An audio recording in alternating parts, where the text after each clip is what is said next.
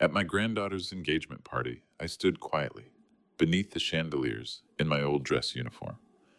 My daughter-in-law walked over, smiled in front of 300 guests, and said, "Why would you wear that uniform tonight? To remind everyone you used to matter." When I picked up the microphone to bless my granddaughter, the sound was cut instantly. The ballroom burst into soft laughter. I lowered my head and walked back to the corner table without saying a word. 30 minutes later, every person in that room understood why I had allowed them to humiliate me. This story isn't easy, but I'm glad you're here for it. Before we dive in, drop a quick comment. What are you doing while you listen? Cooking, driving, maybe just sitting in silence. I love knowing how these stories fit into your day. Just so you know, some details are fictionalized for storytelling. What matters is the message at the heart of it. I stood at the entrance of the Ashford Mansion Grand Ballroom in my dress uniform, every medal I had earned over 40 years polished to perfection, knowing by morning they would mean nothing to the 300 people waiting inside. At 72, I had spent most of my adult life as a counterintelligence officer, hunting traitors in foreign capitals and underground networks. Tonight, I was hunting one at my own granddaughter's engagement party. The ballroom smelled of champagne and expensive perfume. Crystal chandeliers cast golden light across marble floors, where senators and diplomats gathered in clusters, their laughter echoing off vaulted ceilings. I walked toward the family memorial display near the east wall, a glass case that had held my service photographs and commendations since my retirement ceremony 8 years ago. The case was empty, completely empty. Not a single photograph remained, not one medal. 40 years of service to this country erased as cleanly as if I had never existed. I stared at the blank wall behind the glass for a long moment, my hands steady at my sides. "Father," I turned. Ramona, my daughter-in-law, at 46, approached with the kind of smile that had disarmed foreign diplomats and deceived federal investigators for 3 years. A smile I had been studying just as long. She wore a navy gown that cost more than most people's monthly salary, her dark hair swept up in an elegant twist. "Ramona," I said. She stopped beside me close enough that nearby guests could hear her next words. "You know why no one objected when I removed your medals, because nobody here considers them to belong to the present anymore." Her voice carried just the right note of sympathy mixed with dismissal. Several guests within earshot glanced over, then quickly looked away. I nodded slowly. "I see. I knew you'd understand." She touched my arm, a gesture that looked affectionate from a distance.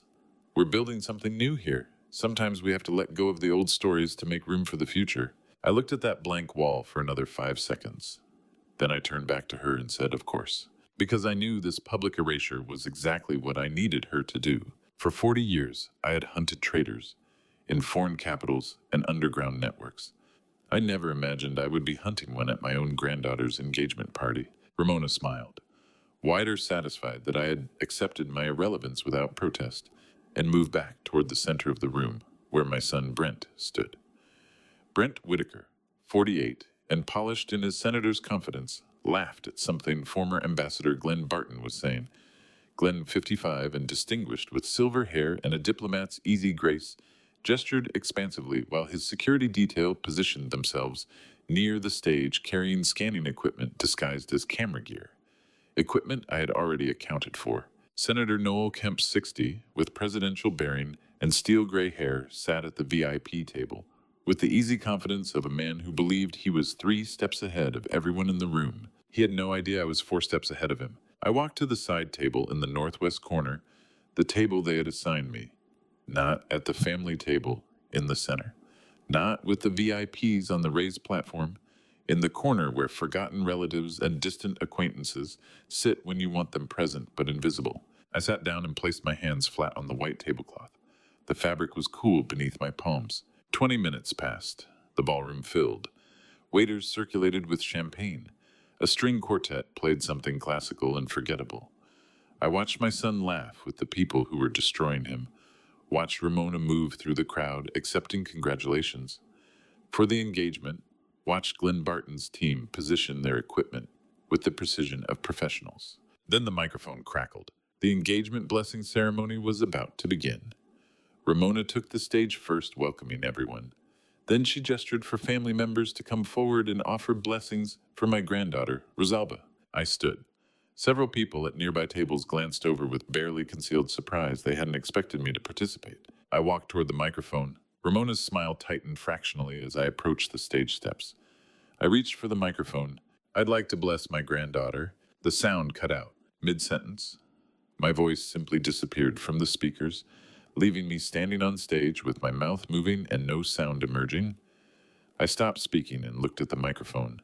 Ramona stepped forward smoothly, took the microphone from my hand with a practiced gesture, and tapped it twice.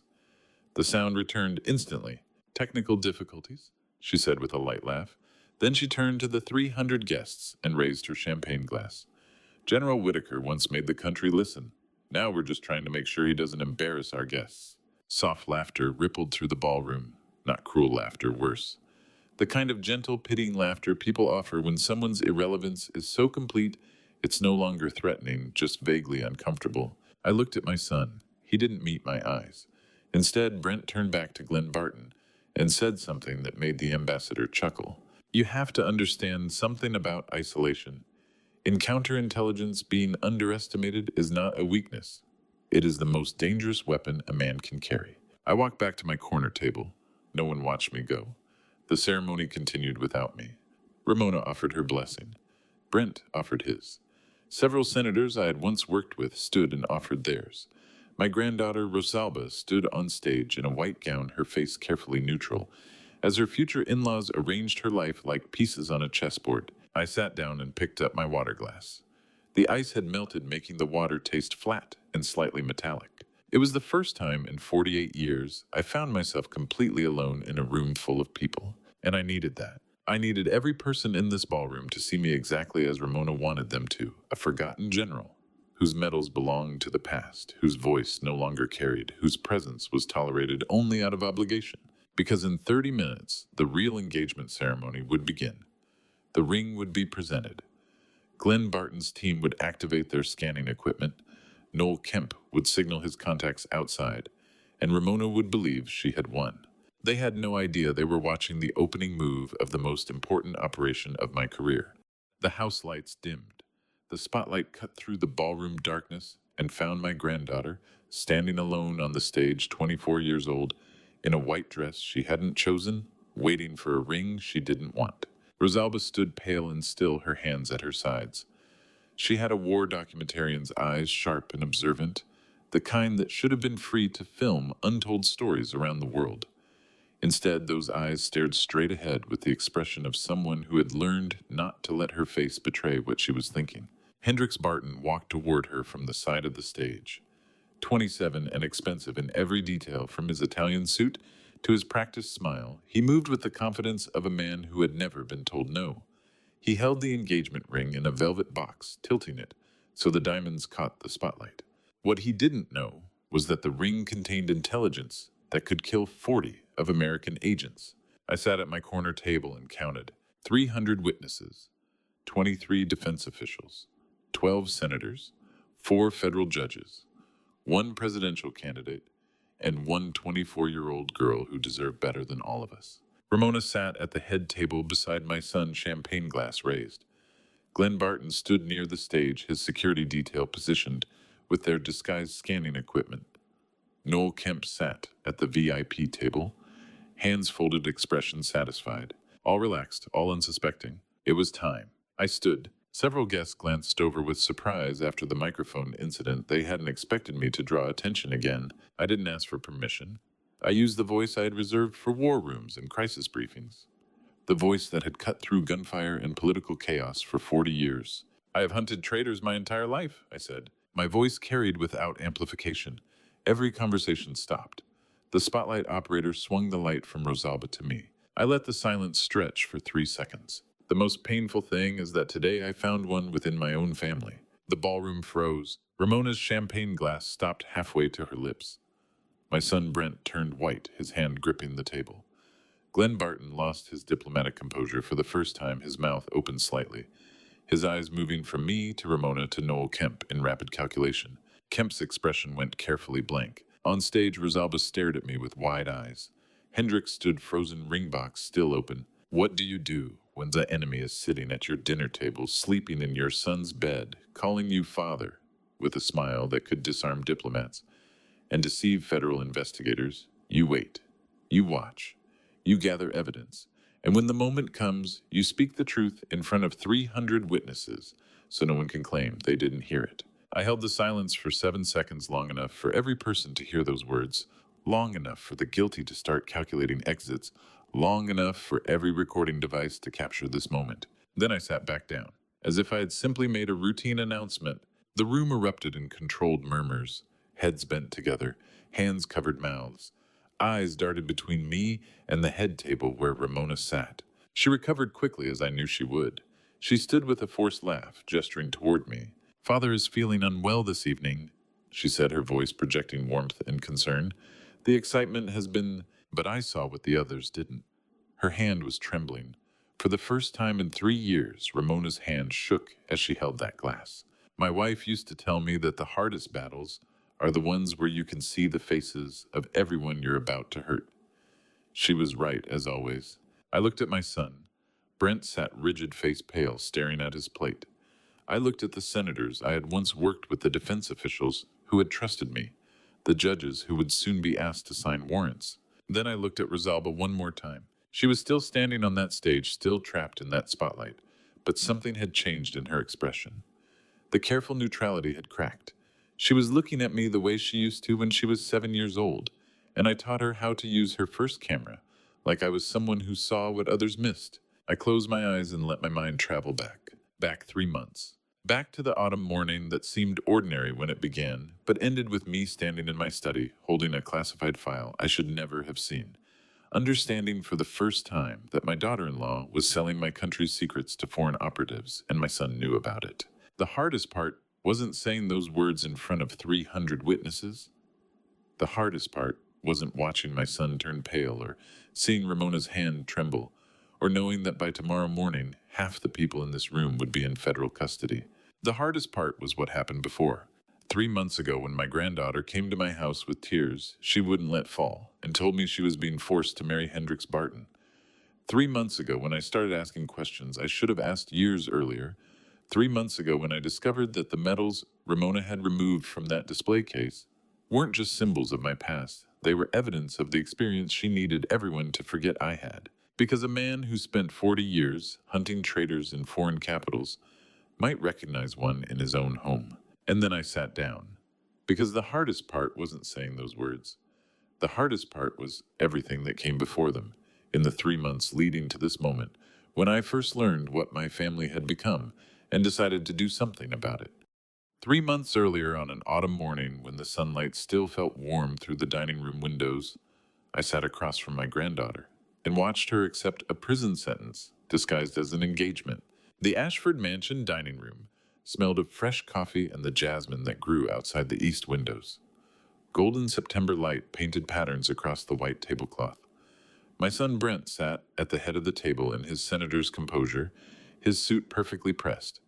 Ramona sat beside him, her hand resting on his arm in a gesture that looked affectionate if you didn't know what to watch for. Rosalba sat across from me, her breakfast untouched. "We're pleased to announce that Rosalba will be engaged to Hendrix Barton," Brent said, his voice carrying the same careful diplomatic tone he used for committee hearings. "It's an important alliance between our families." He didn't use the word love. Neither did Ramona when she added her congratulations. They spoke about opportunity, connection, strategic partnership.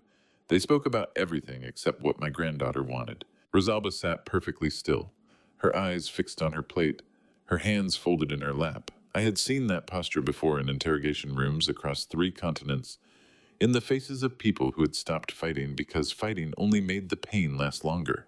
I set down my coffee cup. The sound of porcelain on porcelain seemed too loud in the careful silence. "Rosalba," I said, "do you want this?" She looked up. For just a moment, I saw something in her eyes, a flash of the girl who used to bring her camera to my house and show me documentary footage of things no one else bothered to notice. Then the flash disappeared. Before she could open her mouth, Ramona leaned forward. "Of course she does, Father," Ramona said smoothly. "She understands the importance of family responsibility. Hendrix is a wonderful match. His father was ambassador to 3 countries, and the Barton name opens doors even a senator's daughter couldn't access alone." I looked at my granddaughter. She didn't contradict Ramona. She didn't say anything at all. She just returned her gaze to her untouched eggs and nodded once. My son smiled and continued talking about wedding timelines and venue options. Ramona added details about guest lists and the December engagement party they had already scheduled. They spoke as if Rosalba's silence was consent, as if her stillness was agreement. I had watched enemies negotiate under duress in 12 countries. Over 4 decades, I knew what surrender looked like, and I was watching my granddaughter surrender at my own breakfast table. After breakfast, I went to my library. I told myself I was overreacting, that young people made strategic marriages in political families all the time that Rosalba was 24 and capable of making her own decisions. But I couldn't shake the image of her hands folded in her lap, her eyes fixed on a plate she hadn't touched, her voice stolen before she could use it. 2 weeks later, I was sitting in that same library, working through old counterintelligence case files, a habit from my active years that I'd never been able to break. The afternoon sun slanted through the windows, making the dust motes visible in the air. Outside, the garden had turned that particular golden rust color that September brings to Virginia. I glanced up from the file and saw Rosalba walking through the garden. She wasn't alone. A young man walked beside her, gesturing as he spoke. Even from the library window, I could see Rosalba's posture was different than it had been at that breakfast table. Her shoulders were back, her head up, her hands moving as she responded to whatever he was saying. The young man was Wilder Travers, the boyfriend my family had been politely but firmly discouraging for the past 6 months. They called him unsuitable. They said he had no family connections, no political value, no prospects worthy of a senator's granddaughter. Ramona had mentioned him once at dinner with barely concealed disdain, explaining how fortunate it was that Rosalba would be moving past that unfortunate phase once the engagement to Hendrix was formalized. I watched Wilder gesture towards something in the trees. Rosalba laughed, actually laughed, the sound carrying faintly through the closed window. The afternoon sunlight caught his wrist as he moved. I froze. The watch. You need to understand something about the counterintelligence watch. We don't hand them out for good attendance. We give them to operatives we trust to carry secrets that could collapse governments. The watch on Wilder's wrist was military insignia, a specific model issued only to high-level counterintelligence operatives. I knew because I had personally designed the insignia on that watch face. I had been part of the committee that approved its limited production run, and I had given that exact watch to my most talented student 8 years ago on the day he graduated from advanced counterintelligence training with the highest marks in his class. I set down my file folder. The young man standing in my garden, the one my family dismissed as unsuitable, the one with no connections and no prospects, was a federal operative working at a classification level that most senators would never be cleared to know about, which meant either he was here investigating my family or he was here protecting my granddaughter. And either way, someone in the intelligence community already knew something I was only beginning to suspect. I sat very still watching them walk through the garden. Rosalba said something and Wilder nodded, his expression serious. From this distance, they looked like exactly what my family believed them to be, a young couple having an afternoon conversation, nothing more significant than gossip and romance. But I had trained operatives for long enough to recognize what undercover work looked like. I had run enough field operations to know when someone was maintaining a cover identity. My family called him unsuitable. They had no idea that young man standing in my garden had probably forgotten more about national security than my son would ever learn. I didn't go out to the garden that afternoon. I sat in my library chair, set down my cold coffee, and began to reconsider everything I thought I knew about the past 6 months. If Wilder was here, if one of my former students was close to my granddaughter, then someone in the intelligence community already suspected what I was only beginning to see. The question was whether I was the target of their investigation or whether I was about to become their most valuable asset. I didn't approach Wilder that afternoon. Instead, I did what I'd been trained to do for 40 years. I started gathering evidence. 10 days after my son announced the engagement, I sat alone in my library with the official guest list spread across my desk and a pen in my hand circling names that had no business attending a 24-year-old's wedding. The list was 3 pages long, printed on heavy cream stationery with the Ashford Mansion letterhead. 300 names. At first glance, it looked exactly like what you'd expect from a senator's family. Washington elite diplomatic families, business executives who donated to the right campaigns. Then I reached the middle of page 2 and stopped. Senator Noel Kemp. I set down my pen and stared at that name. Kemp was currently running for president, polling third in the Republican primaries. He had never met Rosalba. He had barely spoken to my son beyond committee work. He hadn't set foot in this house in 15 years. Why would a presidential candidate attend my granddaughter's engagement? I picked up my pen and circled his name. Then I went back to the beginning of the list and started counting. Ambassador Glenn Barton. Hendrix's father, reasonable enough. But Glenn's entire security detail was listed as guests, which was unusual for a family celebration. Representative Marcus Sheffield, chairman of the House Armed Services Committee. Senator Patricia Vance, ranking member on Intelligence Oversight. Deputy Secretary of Defense James Morton. I kept counting. 23 people on that list were directly involved in defense budget appropriations, weapons systems oversight, or classified intelligence committees. 23 people who could authorize, redirect, or conceal funding for programs the public would never hear about. That wasn't coincidence, that was a pattern. I set down my pen and stared at the circled names, feeling the cold certainty settle over me like it used to before combat briefings. This wasn't a wedding, this was a deal. The engagement ceremony wasn't about my granddaughter. It was about bringing 23 of the most powerful defense officials in the country into one room under the cover of a family celebration where business could be conducted without anyone asking why a presidential candidate was meeting with an ambassador and a defense contractor's son. How many times in my career had I briefed new officers on the fundamentals of threat recognition? And here I was, 4 decades later, finally recognizing the threat pattern inside my own home. I folded the guest list and locked it in my desk drawer. 1 week later, I was walking through the mansion hallway toward my library when I heard Ramona's voice coming from her study. The door was half open. Her tone stopped me mid-step, clipped and authoritative, the voice she used when she was giving orders to subordinates who didn't have the option to refuse. I stepped closer to the doorway and stayed in the shadow. "Denise, I need you to cancel every application," Ramona said into her phone. "Every grant, every fellowship, every funding opportunity that girl has pending." I could hear papers rustling on her desk. "Cite budgetary constraints if anyone asks," Ramona continued. "Portfolio realignment. You know the language. But privately make it clear her work isn't up to standard. Technically incompetent, narratively unfocused. Whatever terms the review boards use when they want to reject someone without being obvious about it." A pause. Then Ramona laughed, a short, satisfied sound. "Without any career prospects, she'll have nowhere to go," Ramona said. "She'll understand that her future is with Hendrix in the role we've prepared for her. Trust me, Denise, this is better for everyone." Another pause. "Yes, the guest list is finalized. We'll see you at the ceremony in December. Give Glenn my regards." I heard the click of her phone being set down. I stepped back from the doorway just as Ramona's heels clicked across her study floor. She emerged into the hallway, checking something on her tablet, and walked past me without glancing up. The scent of her perfume, something expensive and floral, lingered in the air after she turned the corner. I stood perfectly still, my hands clenched into fists at my sides. In Kabul and Berlin and Cairo, I had identified enemies by watching them eliminate their targets' options one by one until surrender was the only rational choice. And now I was listening to my daughter-in-law do the same thing to my granddaughter. I had heard this tone before, in interrogation rooms where officers explained to detainees that resistance was pointless because every exit had been sealed. In briefings where operatives detailed how to psychologically corner a target until compliance seemed like relief. Ramona was systematically destroying every professional opportunity Rosalba had.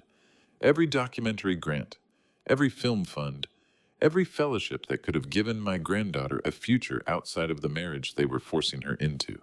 And she was using Denise Barton Glenn's wife to do it, which meant the Barton family was actively participating in the isolation of the girl their son was supposed to be marrying, which meant this wasn't about love or even political alliance. This was about control, about ensuring that Rosalba had no options, no escape routes, no ability to refuse what they had planned for her. I walked to my library and closed the door. My hands were still clenched.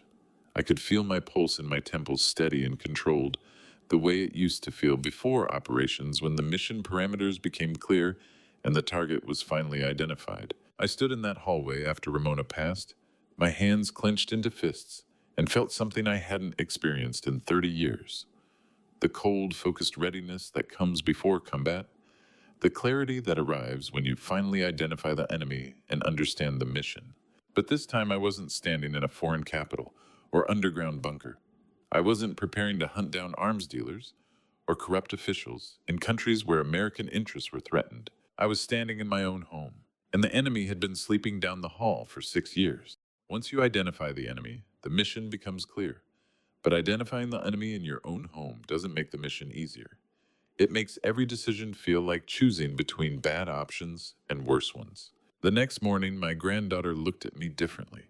Not with the trust I had spent 24 years earning, but with the careful distance of someone who had been warned about a threat. She came down to breakfast late, already dressed for the day. When I looked up from my coffee, she glanced at me, then away, then down at her plate. The movement was small but deliberate, the kind of avoidance that comes from conscious decision rather than accident. "Good morning, Rosalba," I said. "Morning," she replied, not meeting my eyes. Ramona smiled from across the table, serene and satisfied. I didn't understand what had changed until weeks later, when I pieced together what Ramona had told my granddaughter the night before in her bedroom. I reconstructed it the way I used to reconstruct enemy briefings from fragments of intelligence. Partial conversations, overheard body language, observed, timing, analyzed. Ramona had told Rosalba that I opposed the marriage not because I wanted her free, but because I was selfish. Because I wanted to keep her as my good granddaughter, forever dependent on her grandfather, rather than let her become a woman with her own family and her own life. The manipulation was brilliant because Ramona didn't completely lie, she just reversed the truth. My protection became control. My concern became possession. My love became a cage. And my granddaughter, already worn down by weeks of pressure and systematic isolation, believed it. Over the following days, I watched Rosalba pull away. She stopped seeking my advice about her documentary projects. She stopped showing me footage she'd filmed. When I asked how her work was going, she gave short, polite answers and changed the subject. At dinner one evening, I looked at her across the table, and she looked away. It was the first time in 24 years she couldn't meet my eyes. There's a special kind of pain that comes from watching someone you love turn away from you and knowing you must let them do it because their survival depends on believing you are not their ally.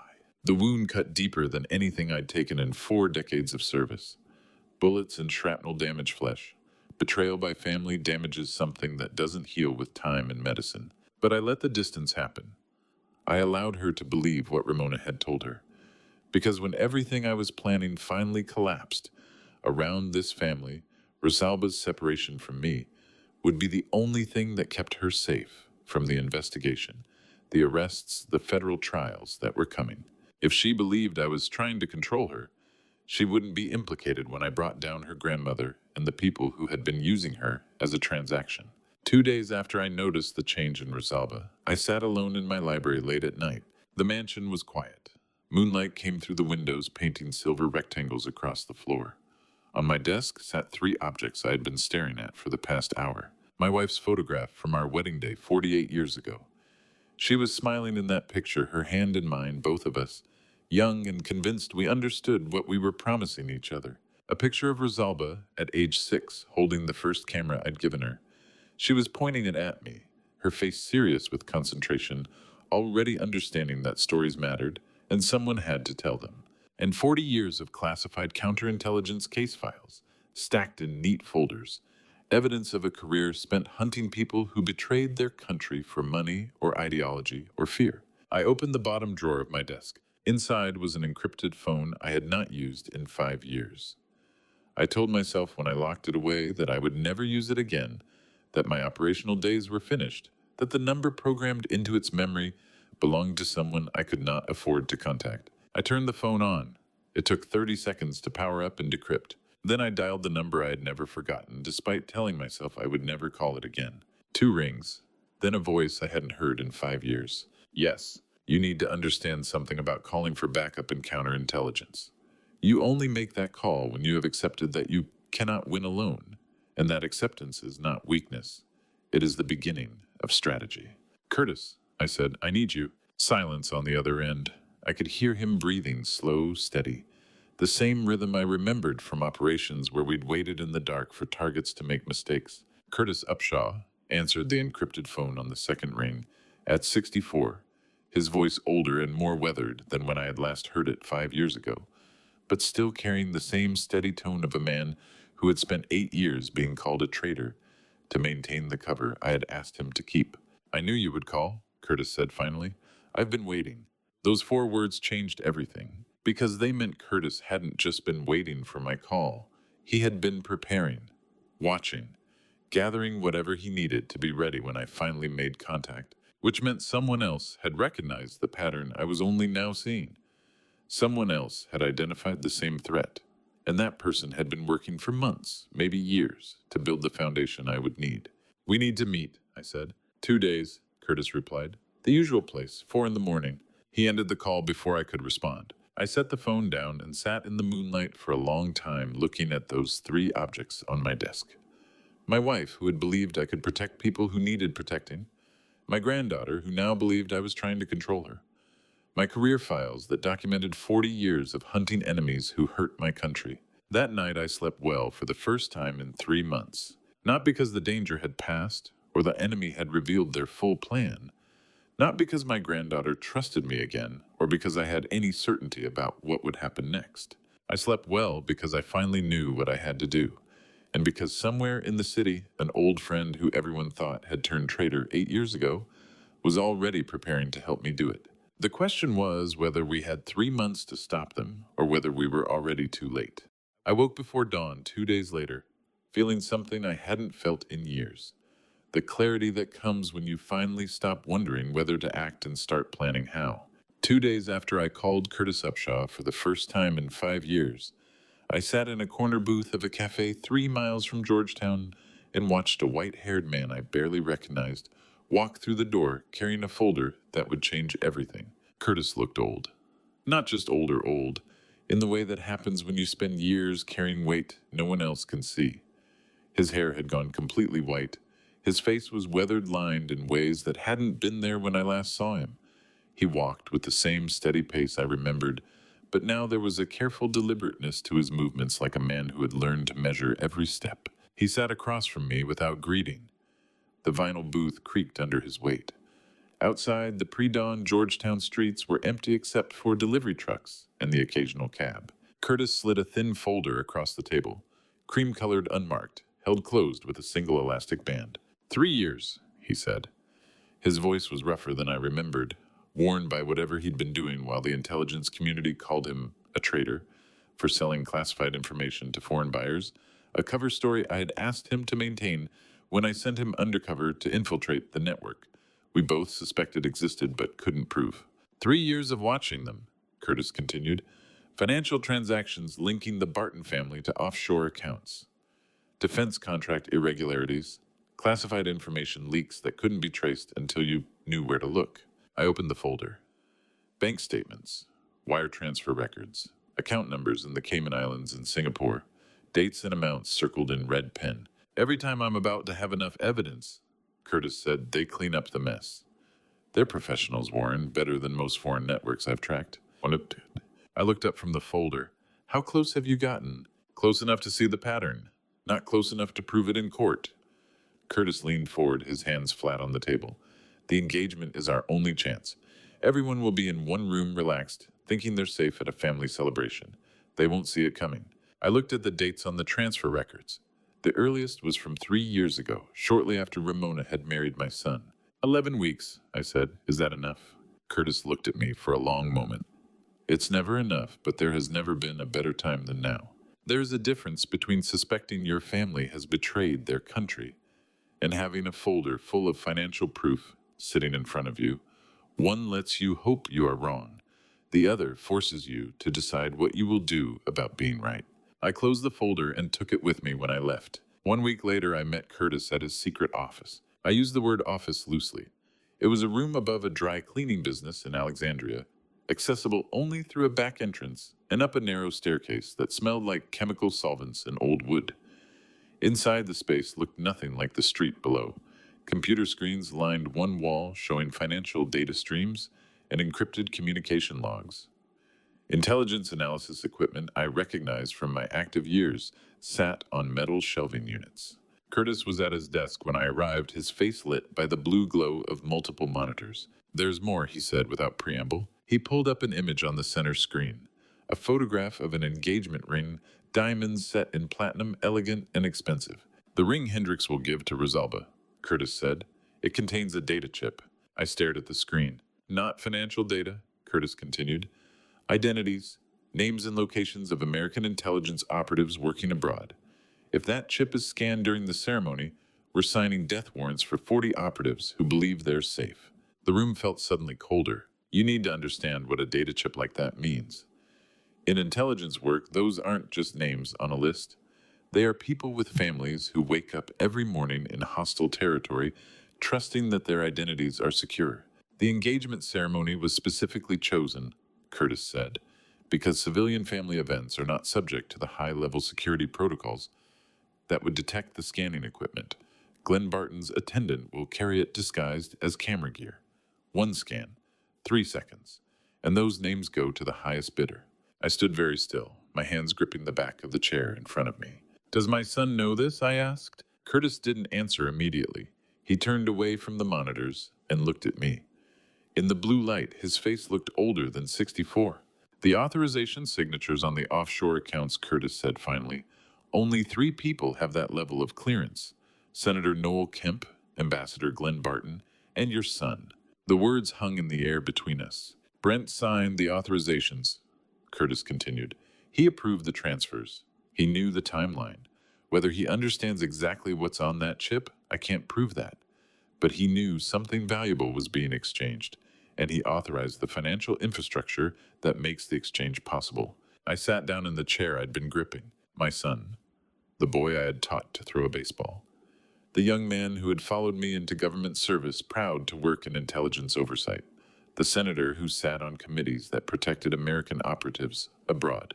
That same son had signed authorizations that would expose those operatives to capture and execution. How many names on the chip? I asked. 40 confirmed, possibly more. I sat in Curtis's office and thought of the names on that list.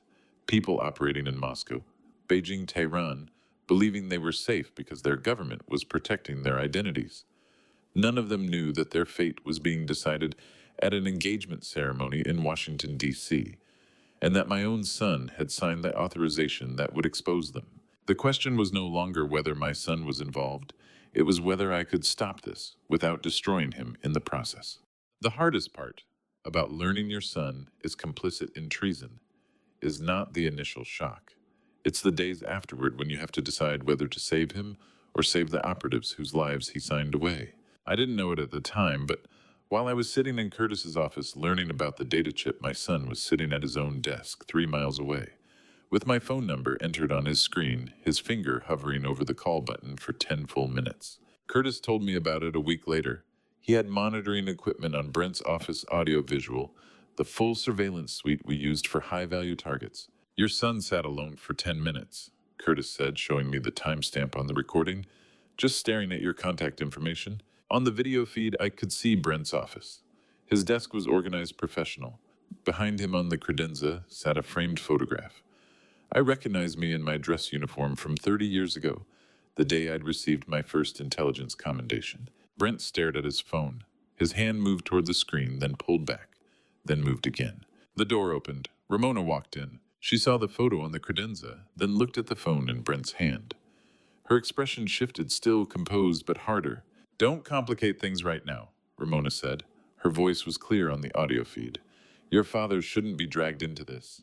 Brent set the phone down. He doesn't deserve... He stopped, didn't finish the sentence.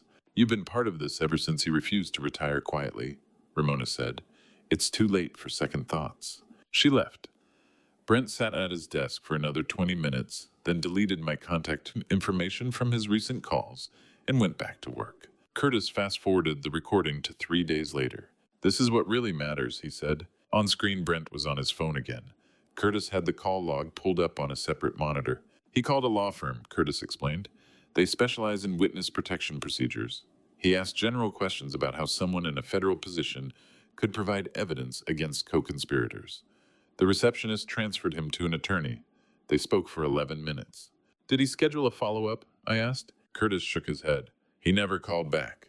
There are 2 kinds of sons in this world. Those who inherit their father's courage and those who inherit only his name and I was beginning to understand which kind I had raised. I watched the recording of my son, considering witness protection, considering betraying the people who were using him, considering doing the right thing, even though it would destroy his career and possibly his freedom. And then I watched him decide not to. Turn it off, I said. Curtis closed the video feed. I didn't speak about my son again for 3 weeks. 3 weeks before the engagement, I went to Potomac Waterfront Park at dawn. The morning fog was thick off the river, turning the deserted park into something gray and undefined. I could hear the water lapping against the shore but couldn't see it. My breath made clouds in the cold air. Wilder Travers was standing alone by the river wall, exactly where I knew he would be. Curtis's surveillance had shown me Wilder's routine every morning at 6. He ran this path, stopped at this wall, and stood looking at the water for exactly 4 minutes before continuing. I walked up beside him and placed something on the stone bench between us. The military insignia watch, not Wilder's watch. The original, the one I'd kept in my desk drawer for 8 years, as a reminder of the student who had been the best I'd ever trained. I'd given Wilder the second watch, identical to this one. I gave this to my best student 8 years ago, I said. You wear it well. Wilder didn't move for a long moment. His hands stayed on the wall, his eyes on the fog over the water. I didn't expect the general to recognize it, he said finally. I've been careful. Not careful enough, I said. How long have you been watching my family? You need to understand something about recognizing an operative in the field. It's not about seeing through their cover. It's about recognizing the small details that no civilian would ever notice. A watch, a stance, the way they scan a room. 18 months, Wilder said. He turned to look at me for the first time. But I need an inside informant to confirm what we suspect about the ring. The data chip, I said. His expression didn't change, but I saw the slight tension in his shoulders release. Confirmation that I already knew was confirmation that we were on the same side. How much do you know? Wilder asked. I know there are 40 names on that chip. I know Glenn Barton's attendant will scan it during the engagement ceremony. I know the authorization signatures on the offshore accounts that fund this operation. Including your son's signature, Wilder said quietly. Including my son's signature, I confirmed. We stood in silence, watching the fog slowly lift off the Potomac. Somewhere across the river, the city was waking up people, going to work, drinking coffee, living normal lives where their sons didn't commit treason and their granddaughters weren't being used as transaction points for intelligence that would kill American operatives. I'm not here to investigate you, Wilder said. I'm here because someone suspected your family was being used, and I was the only one close enough to confirm it without alerting the network. And Rosalba, I asked. I didn't expect to... He stopped, then started again. The mission was surveillance. What happened with Rosalba was... real, I finished. He nodded once. I looked at the young man standing in front of me. The one my family had called unsuitable. Not good enough for a senator's granddaughter, beneath our social standing. They had no idea that Wilder Travers at 32 had probably forgotten more about protecting this country than my son would ever learn. The question was he here to investigate us or to save us? Wilder answered my question the next day with 3 words that told me everything I needed to know. Both. I'm both. He was there to investigate my family and to save us. Because in counterintelligence work, those 2 missions are often the same thing.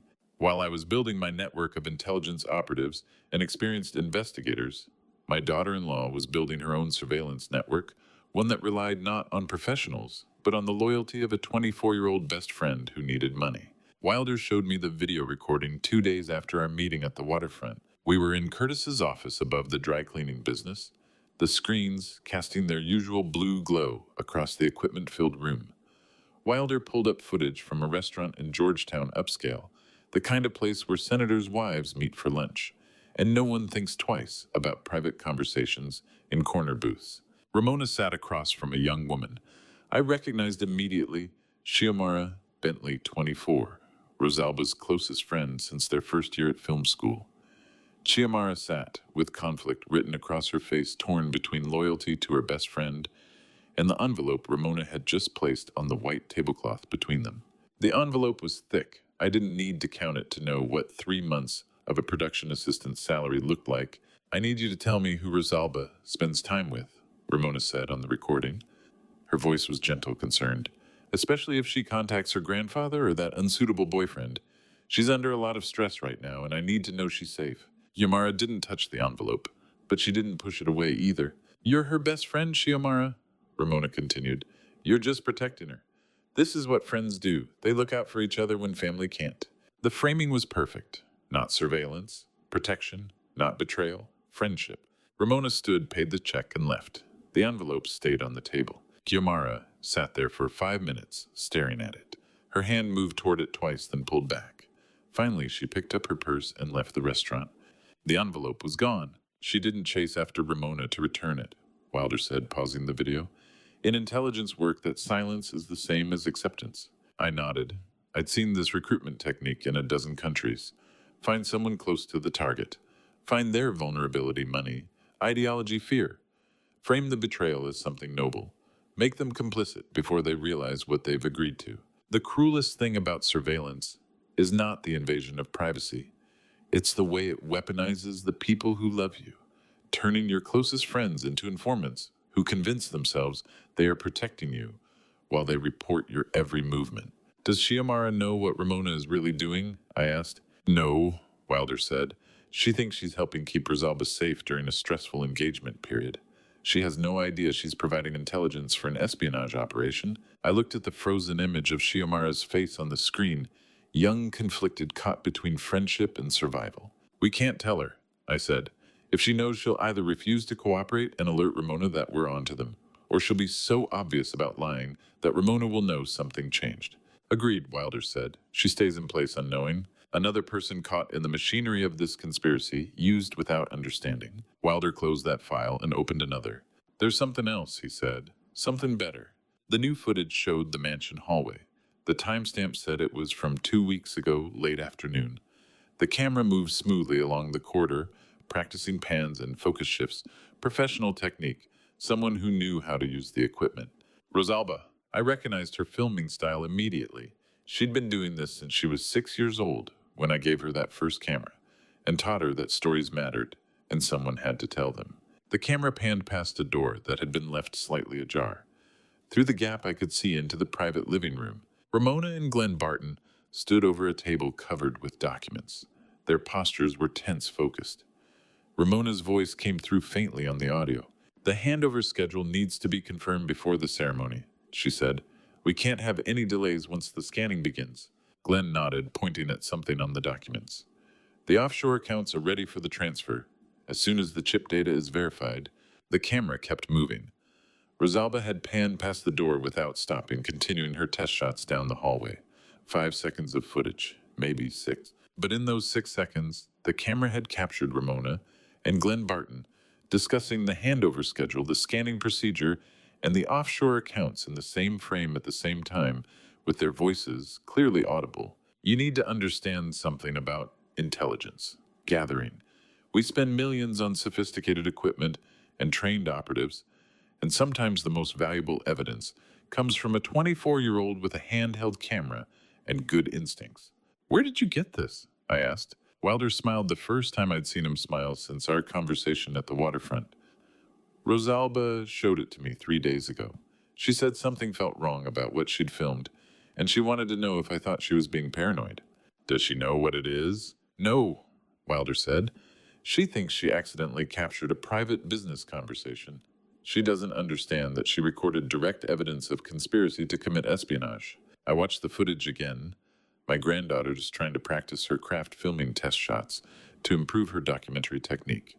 And in the process, she had captured what our entire counterintelligence system, with all its sophisticated surveillance equipment, had been unable to obtain: direct, uninterrupted, undeniable video evidence. My granddaughter had no idea what she had filmed that afternoon. She just knew something felt wrong and saved the footage. But I knew exactly what she had captured, the one piece of evidence we needed, most recorded by accident in a hallway test shot. Sometimes the amateur sees what the professional cannot, because they are not looking for it. The question was whether Rosalba would trust me enough to let me use that footage when the time came, or whether Ramona's manipulation had already convinced her that I was the enemy. Rosalba's trust was one problem, but I had others. 10 days before the engagement ceremony, Director Adrienne Blanchard of the Counterintelligence Division cornered me in an underground parking garage at Federal Triangle and told me in a voice that echoed off concrete walls that I needed to stay away from my granddaughter's wedding. The parking garage smelled like exhaust and damp concrete. Fluorescent lights hummed overhead, casting harsh shadows across the empty rows of vehicles. I had parked on the lowest level 3 floors below ground, where the air was cold and sound carried. Adriana emerged from the shadows near the stairwell. Director Adrienne Blanchard, at 50, ice cold in her authority, and precision, approached me, wearing the expression of someone delivering an official warning, but I'd known her long enough to read the message beneath the performance. General Whitaker, she said, her voice loud enough to carry loud enough for any surveillance equipment to capture clearly. I advise you not to interfere in your granddaughter's engagement. This is a family matter, not a counterintelligence operation. Do I make myself clear? I stood beside my car keys in hand. Perfectly clear, Director. She walked past me toward her own vehicle, her heels clicking on the concrete. As she passed, her hand brushed mine, casual, accidental to anyone watching. But in that brief contact, she pressed something small and hard into my palm. A memory card. She didn't make eye contact. Didn't say another word. Just walked to her car, got in, and drove up the exit ramp. I stood there for a full minute after her taillights disappeared, the memory card warm in my closed fist. That night, I examined the card in my library. 2 years of offshore financial transaction records. Accounts in the Cayman Islands, Singapore, Switzerland. Wire transfers with coded references. Not enough evidence alone to prosecute, but exactly enough to complete the picture when combined with Curtis's files and Rosalba's footage. I watched her walk away in that parking garage, and I understood she had been watching me for a long time, not to stop me, but to know when I was ready. 1 week before the engagement, I sat alone in my library watching cable news. The screen showed a viral video that appeared to show me insulting government officials and publicly opposing current defense policy. The footage was seamlessly edited, my words taken from classified briefings I gave years ago spliced together to make me sound like I was undermining the administration. The news anchor's voice was concerned, disappointed. Former General Warren Whitaker, once respected for his service in counterintelligence, now under scrutiny for these controversial statements. Anonymous sources had leaked accusations that I'd been passing classified documents to foreign contacts through unofficial channels. The language was careful, legally protected, but the implication was clear treason. Several senators had already called for investigation. My former colleagues in the intelligence community were quoted expressing shock and concern. I watched the character assassination without visible emotion. I had spent 40 years building a reputation for integrity and discretion, and in 1 week, Ramona had attempted to destroy it with edited videos and anonymous accusations, which told me more about her state of mind than any surveillance could have revealed. She was worried, she sensed the trap closing, and she was trying to discredit me before I could act. I turned off the television and sat in the darkness. 7 days left. 5 days before the engagement, I met Curtis and Wilder at Wilder's secure apartment. The apartment was in Alexandria, above a bookstore that had been closed for 3 years. Inside, the space looked nothing like the abandoned storefront. Below, computer equipment lined the walls. Surveillance monitors showed multiple camera feeds, and a map of the Ashford mansion covered one entire wall with positions marked in red and blue. Wilder stood at the map when I arrived. Curtis sat at the computer station reviewing data streams. Status, I said.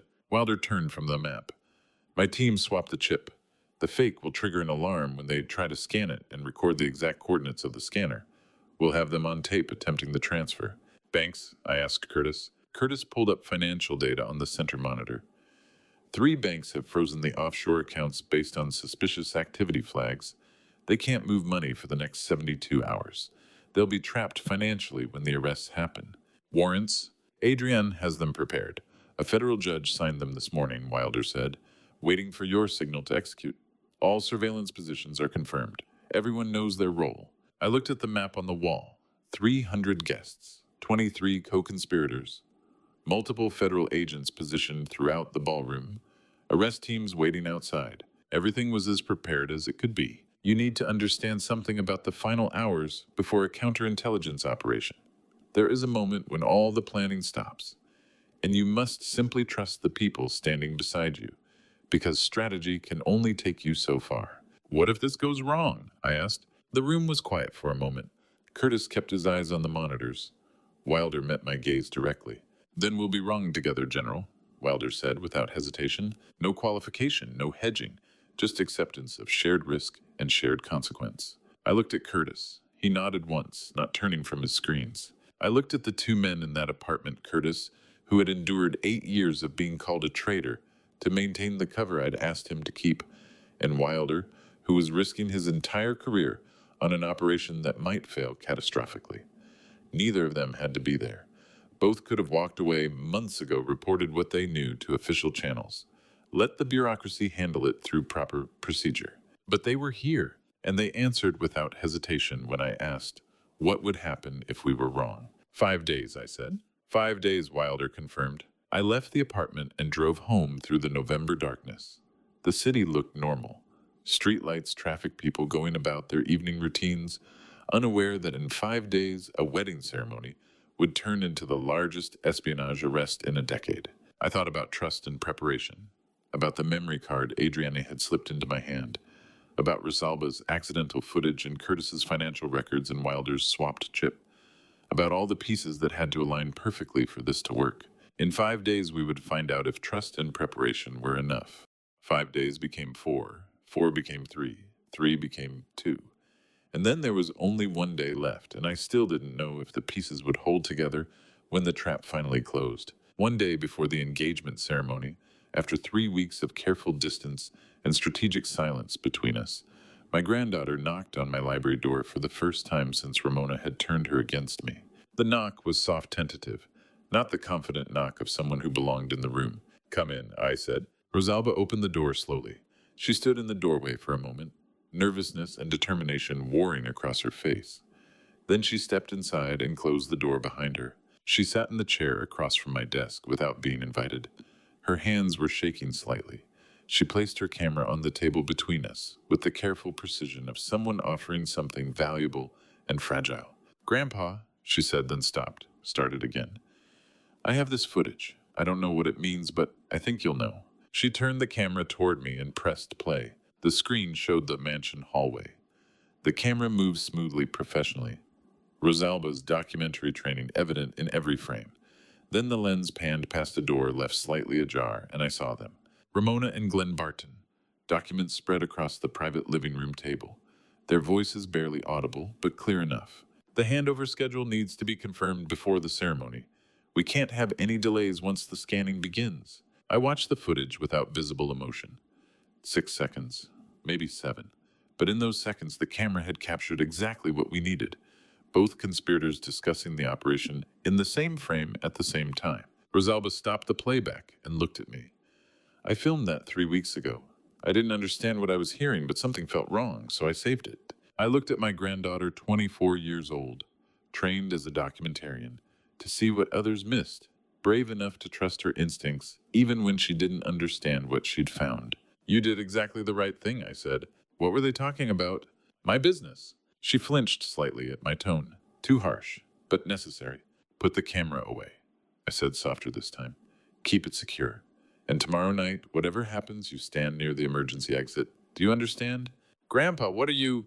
Do you understand? She nodded slowly. She stood to leave. At the door, she paused with her hand on the handle.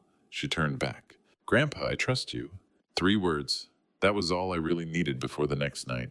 There are 2 kinds of trust in this world. The trust that comes from blood and shared history, and the trust that must be rebuilt after betrayal. And the second kind, when it finally returns, is stronger than the first ever was. After Rosalba left, I sat in my library for an hour not moving. The afternoon light faded through the windows. The house was quiet around me.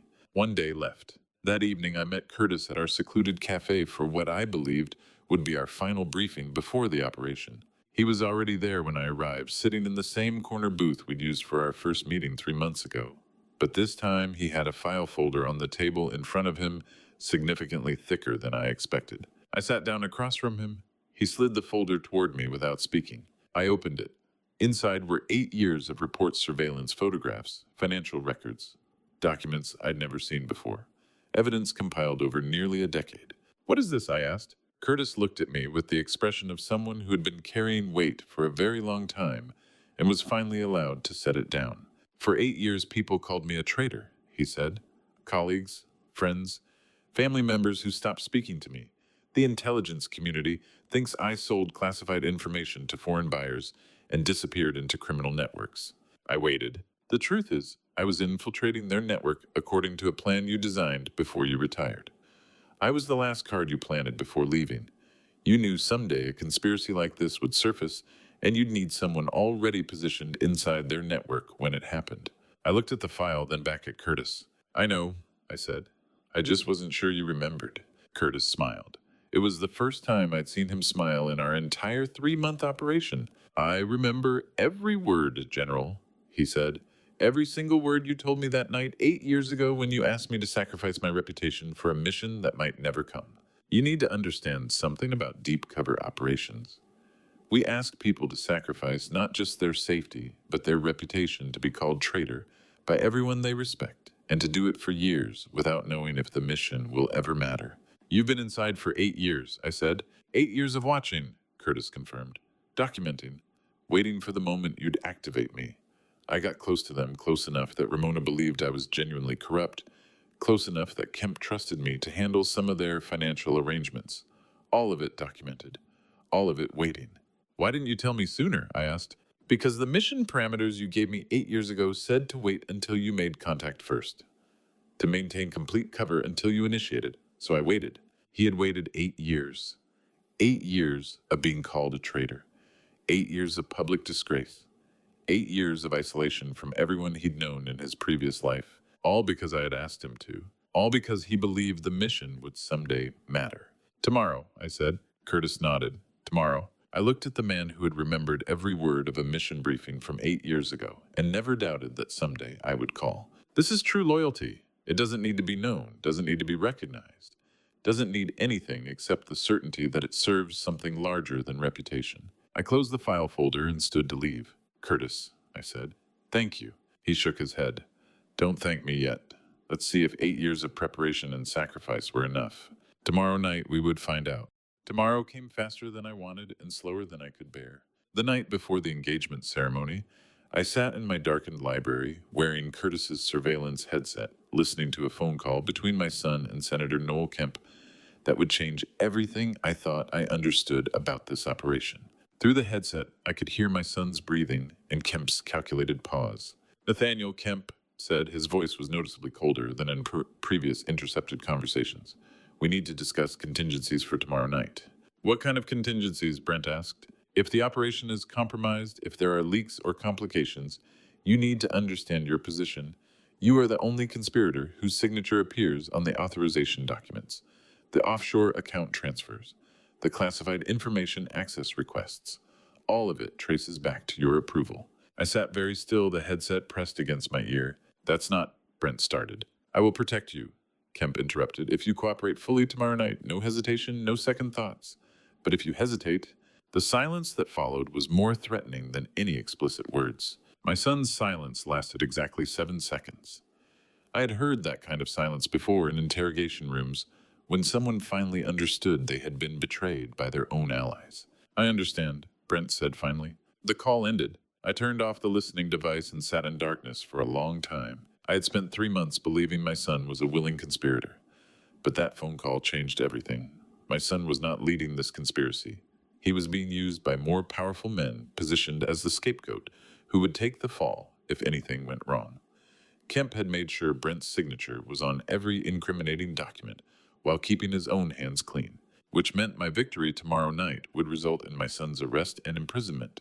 There is a special cruelty in discovering that your son is not the villain you thought he was, but a victim of more powerful men, because it means you must choose between saving him and saving everyone else.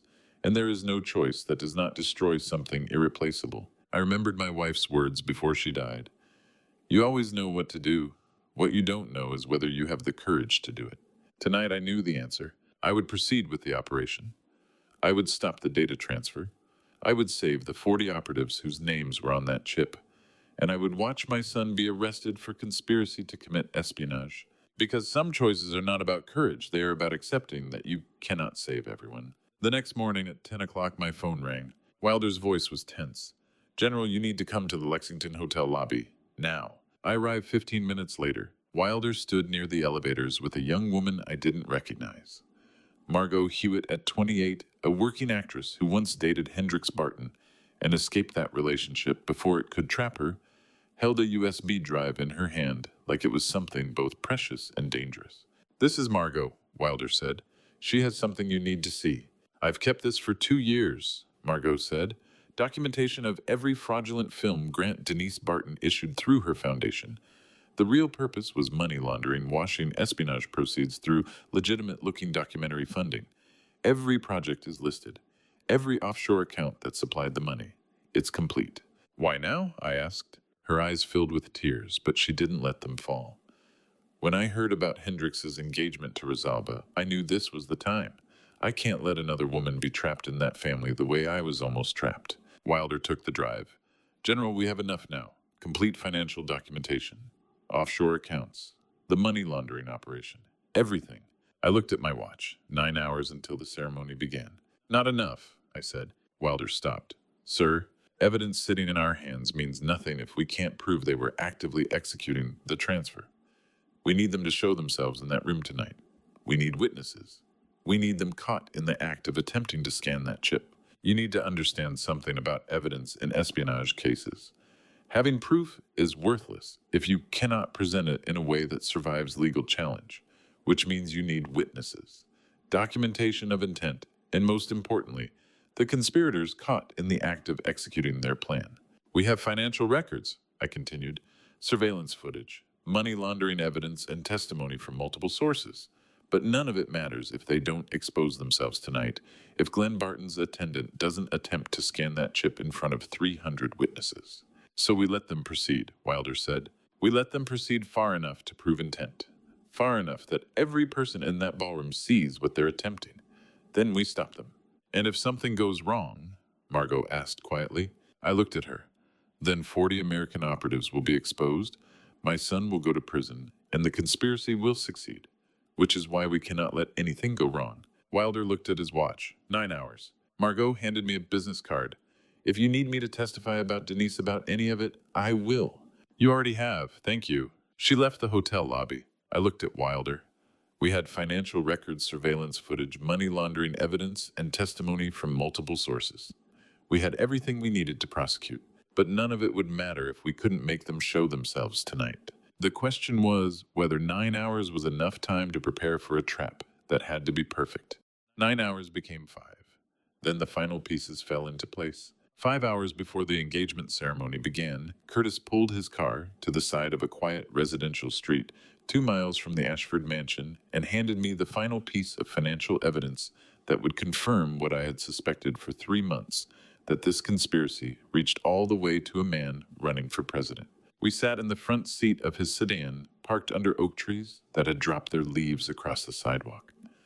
The afternoon sun slanted through the windshield, warm, despite the December cold outside. Curtis opened a folder on his lap. "The offshore account's origin is confirmed," he said. "Approval signature from a Senate office. Only 3 people have that level of authority." I already knew who those 3 people were. I'd studied the authorization structure months ago when I first started tracing the financial patterns. "Senator Noel Kemp," I said. Curtis nodded. "Presidential candidate, polling 3rd in the primaries, currently sitting on the Armed Services Committee with access to the exact type of classified intelligence that's on that chip. He'll be at the VIP table tonight," I said. "He never misses high-profile Washington events. 15 years in politics, and he's attended every major social function in the Capitol." Curtis closed the folder. "Then we have everyone. Glenn Barton with the scanning equipment, Ramona coordinating the ceremony timing, your son with his signature on the documents, and Kemp as the ultimate buyer." I looked at my reflection in the rearview mirror. My dress uniform hung in the back seat, pressed and ready. 5 hours left. I buttoned up my jacket. My hands were steady. There is a moment before every major operation when you stop gathering intelligence and start trusting preparation. When you accept that what you know is all you will know, and what you have planned is all you can plan. "I've been preparing for this night for 40 years, I said quietly, "though I didn't know it until 3 months ago." Curtis looked at me. "Do you think we're ready?" "We're never ready," I said. "We're just prepared enough to try." I got out of the car and drove home to finish getting dressed. At 3 o'clock that afternoon, my encrypted phone vibrated. Wilder's number. "General," he said when I answered, "Chiamara just called me. She has footage." "What kind of footage?" Rosalba filmed it weeks ago for a project and shared it with Xiomara. It includes audio of Ramona on the phone with Denise Barton, ordering the cancellation of every grant, every fellowship, every opportunity Rosalba had pending, destroying her career systematically. I sat down at my desk. Yamara's sending it now, Wilder said. She finally chose conscience over the money Ramona paid her. The file arrived on my phone 30 seconds later. I pressed play. Before I show you what that footage revealed, comment A, if you think Ramona knew what she was doing, or B, if she was being manipulated. Add one short reason. Please note the next part contains recreated details for narrative depth, but the lesson is what matters most. The screen showed nothing, just black, but the audio was clear. Ramona's voice, cold, casual, like someone ordering coffee. Denise, I need you to cancel every application, every grant, every fellowship, every funding opportunity that girl has pending. Cite budgetary constraints if anyone asks, but privately make it clear her work isn't up to standard. A pause, then Ramona laughed. Without any career prospects, she'll have nowhere to go. She'll understand that her future is with Hendrix in the role we've prepared for her. I stopped the playback. You need to understand something about betrayal. The most complete form is not when someone hurts you for gain, but when someone systematically destroys the person they are supposed to protect and feels nothing while doing it. I had known for 3 months that Ramona was part of a conspiracy. I had known she was using my granddaughter as a transaction point in an espionage operation. I had known she was willing to sacrifice Rosalba's freedom for money and power. But I hadn't known, not until this moment, that she felt absolutely nothing for the girl she was destroying. No conflict, no hesitation, no maternal instinct pushing back against the strategic calculation, just cold efficiency, ordering the elimination of her daughter's future the way someone might cancel a lunch reservation. I called Wilder back. Did you hear it? He asked. I heard it. Yamara wants to know if we need her to testify. Tell her to stay home tonight, I said. She's done enough. And tell her thank you what she did took courage. I hung up and sat in my library looking at the photograph of my wife on the desk. She had died knowing I would protect Rosalba. She had trusted me to recognize when someone in the family posed a threat and to act without hesitation. I turned off my phone and sat in silence, processing what I had just witnessed. Ramona had spent months destroying her own daughter's future with the same casual efficiency she might use to cancel a lunch reservation. There was no love there, no protection, no maternal bond that might create hesitation or regret, which meant there would be no mercy tonight. No second chances, no possibility of redemption. I had spent 3 months building a case against my daughter-in-law, gathering evidence of financial crimes and espionage conspiracy. But I had still held some small hope buried deep, never acknowledged that when the moment came, I might find something in her worth saving. That hope was gone now. I stood and walked to my bedroom to finish putting on my dress uniform. In 2 hours, I would walk into that ballroom and give Ramona exactly what she deserved. And I would sleep well afterward knowing I had protected the one person in that family who actually needed protection. 2 hours. That was all that remained between preparation and execution. 2 hours before the engagement ceremony would turn into the largest counterintelligence operation in Washington. In 20 years, my son sat alone in his car outside the mansion and made a phone call that would decide whether he spent the rest of his life in prison or witness protection. I learned about it from Curtis 15 minutes later. Your son just called his personal attorney, Curtis said through my encrypted phone. Not Ramona's lawyer, his own private counsel. I sat in my library already dressed in uniform. What did he ask about? Federal witness protection procedures, timelines, what cooperation would require. The lawyer told him he has 24 hours to decide after that the window for voluntary cooperation closes permanently. Did he commit to anything? No, he hung up without confirming, just asked the questions. I looked at the photograph of Rosalba on my desk, 6 years old, holding her first camera. What do you want me to do? Curtis asked. Nothing. The rest is his choice. I've done everything I can. I hung up and sat in the quiet. Brent had made the call. He knew his options: now cooperate and possibly save himself, or stay silent and go to prison when the conspiracy collapsed. There comes a moment in every father's life when he must accept that his son's choices are no longer his to control, when all the guidance and warnings and examples have been given, and what remains is simply the terrible waiting to see which path the son will choose. I had raised him to know right from wrong, but I had also been absent for large portions of his childhood, traveling to foreign capitals and classified operations. Now I had to accept that I would not know which lessons had taken root until my son made his final decision. I stood, adjusted my uniform, and drove to the mansion. At 7 o'clock, I entered the Ashford Mansion Grand Hall. The ballroom looked exactly as it had 3 months ago. Crystal chandeliers, golden light, 300 guests. The scent of champagne and perfume filled the air. I walked toward the family memorial display. The glass case was still empty. 40 years of service erased. Ramona approached with her calculated smile. The same smile she had given me 3 months ago when I first entered this hall. "Father," she said, her voice carrying to nearby guests, "you know why no one objected when I removed your medals? Because nobody here considers them to belong to the present anymore." 3 months ago, I had nodded and accepted the insult in silence, but tonight was different. "Thank you for reminding me, Ramona," I said, using her first name with a coldness that made her pause mid-smile. "I appreciate the clarity. Tonight will end very quickly. You need to understand something about returning to the scene of your own humiliation. The second time, you are not the same person who stood there before, and everyone who watches you can sense the difference, even if they cannot name what has changed." Ramona looked at me longer than usual. Her eyes searched my face for something: confusion, anger, weakness. She found none of it. Then she laughed, forced, practiced. "Of course, Father, I'm sure you're eager to celebrate with us." She turned and walked away toward my son and Glenn. But I saw it. Her hand tightened into a fist at her side. Just for a moment, just long enough for me to know that for the first time in 3 months, my daughter-in-law was worried. She knew something was wrong. She sensed that something had changed. She just didn't know what. I walked past her toward my assigned table at the side of the grand hall. The same corner position I had occupied 3 months ago. But this time I knew what the next 2 hours would bring. This time I had Curtis monitoring communications from outside. I had Wilder positioned among the guests with his federal credentials hidden. I had Adrian waiting with arrest warrants and tactical teams staged 3 blocks away. This time I had 40 years of preparation standing behind me. And this time Ramona had just shown me the first crack in her armor, that tightening hand that told me she finally understood she had underestimated someone. I sat down at my corner table and placed my hands flat on the white tablecloth. Across the room, Rosalba stood near the stage entrance. She saw me and gave the smallest nod, standing near the emergency exit, exactly as I had instructed. Wilder stood near the bar, his hand adjusting his lapel, the signal that his team was positioned and ready. Curtis's voice came through my earpiece. "Database synchronized, all surveillance equipment active. We're ready, General." I touched my water glass once the signal that I had received his message. Senator Kemp sat at the VIP table exactly where I knew he would be. Glenn stood near the stage with his security detail.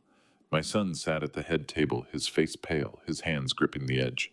300 witnesses filled the ballroom. Everything was in position. In 30 minutes, the ring ceremony would begin. Hendricks would approach Rosalba with the chip-swapped engagement ring. Glenn attendant would attempt to scan it in front of everyone in this room. And then the trap would spring. I sat in that corner table alone in a room full of 300 people who believed they were witnessing a celebration.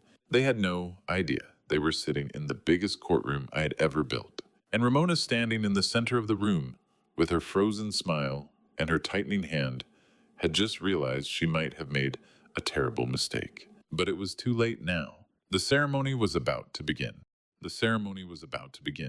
But this time I knew every move before it happened. I walked past Ramona toward my assigned table at the side of the grand hall, the same corner position I had occupied in the opening scene of the operation 3 months ago. But this time I knew what the next 2 hours would bring. The crystal chandeliers cast golden light across the marble floor. The scent of champagne and perfume filled the air, everything exactly as it had been that first night when I stood in this ballroom and let them believe I was defeated. Ramona took the stage. The crowd of 300 guests turned to watch their conversations, falling to respectful silence. "Thank you all for joining us on this special evening," Ramona said, her voice carrying the same rehearsed warmth I had heard 3 months ago. "To celebrate the union of two families who represent the very best of what our community can achieve." I sat at my corner table and scanned the room methodically. Curtis stood in the northwest corner, his back to the bar. When our eyes met, he gave the slightest nod. Database synchronized. Digital evidence locked. Every file we needed was secured and ready. Near the main entrance, Wilder adjusted his lapel. The signal. Glenn team was in position with their recording equipment, believing they were about to document the greatest intelligence transfer of their careers. On the stage, Hendrix's assistant stood holding a velvet cushion. The diamond and sapphire engagement ring gleamed under the spotlight, the ring that was supposed to contain intelligence worth 40 American lives. The ring that now held nothing but a sophisticated alarm that would trigger the moment anyone tried to scan it. The crowd watched Ramona on stage, absorbed in the social spectacle. But I saw the invisible chessboard, every operative positioned, every recording device active, every piece of evidence ready to deploy. Hendrix approached the microphone. My daughter Rosalba has always understood that family legacy means. The microphone cut mid-sentence. The same sharp whine of feedback I remembered from 3 months ago. The same confused pause as the sound system failed. Except this time I knew it wasn't a failure. I counted the seconds until Curtis would restore it. 18, 17, 16. The technical crew rushed to fix the problem. Hendrix stood on stage with a practiced smile, making small gestures to indicate he would continue once the audio was working. I caught Rosalba's eyes from across the ballroom. She stood near the emergency exit, exactly where I had told her to position herself. She gave the tiniest shake of her head. The signal we had rehearsed, I'm ready. My fingers rested on the edge of my water glass, feeling the condensation. I used the physical sensation to anchor myself in the present moment, in the operational focus I'd trained for 40 years. How many people in that ballroom understood they were witnessing the final positioning before a 3-year reckoning? Ramona saw a celebration. Hendrix saw a corporate merger sealed by marriage. But I saw every careful hour of the last 90 days converging into the next 120 minutes. And I felt the weight of knowing that if even one piece failed, Rosalba would be trapped in a marriage designed to silence her forever. The microphone crackled back to life. Hendrix continued his speech about family, about legacy, about the importance of uniting two distinguished families through marriage. His words were smooth, diplomatic, empty. Then he gestured to his assistant. The young man approached with the velvet cushion, holding it out toward Rosalba. The ring caught the light, sparkling with expensive stones that concealed the chip everyone believed was inside. Near the stage, Glenn Barton's attendant shifted position. I saw the camera in his hand, disguised as standard photography equipment. He was positioning for the perfect angle close enough to capture the ring's interior circuit when Rosalba extended her hand. Hendrix smiled at Rosalba, warm, encouraging, possessive. Darling, he said, his voice gentle but his eyes conveying a command. Extend your hand so we can make this moment official. The ballroom waited. Rosalba stood perfectly still. Her hands remained at her sides. Hendrix's smile tightened fractionally. He gestured again, a small wave indicating she should extend her hand for the ring. Rosalba didn't move. The silence began to stretch. Uncomfortable. Confused. 300 guests leaned forward slightly, wondering what was happening. Rosalba, Hendrix said louder this time. She looked at him directly. Then she spoke one word clear and audible in the hushed ballroom. No.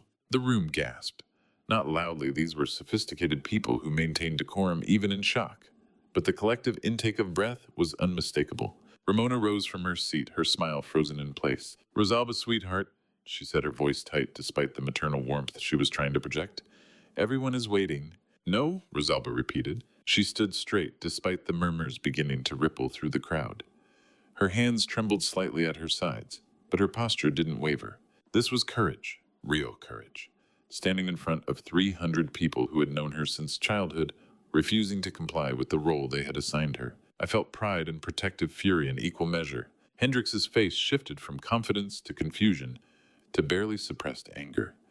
The spotlight made Rosalba's white dress glow. The silence after her second refusal was deafening. No clinking glasses, no shuffling feet, just stunned quiet. Whispers began, low at first, then building. What's happening? Is she refusing? Did she just say no? 20 seconds passed. The longest 20 seconds I had experienced in 40 years of operations. Then I stood. My chair scraped against the marble floor. The sound was impossibly loud in the silence. 300 people turned to look at me. Let me tell you what 300 people look like when they realize the script has changed. They lean forward. They stop breathing. They wait for someone to explain what happens next.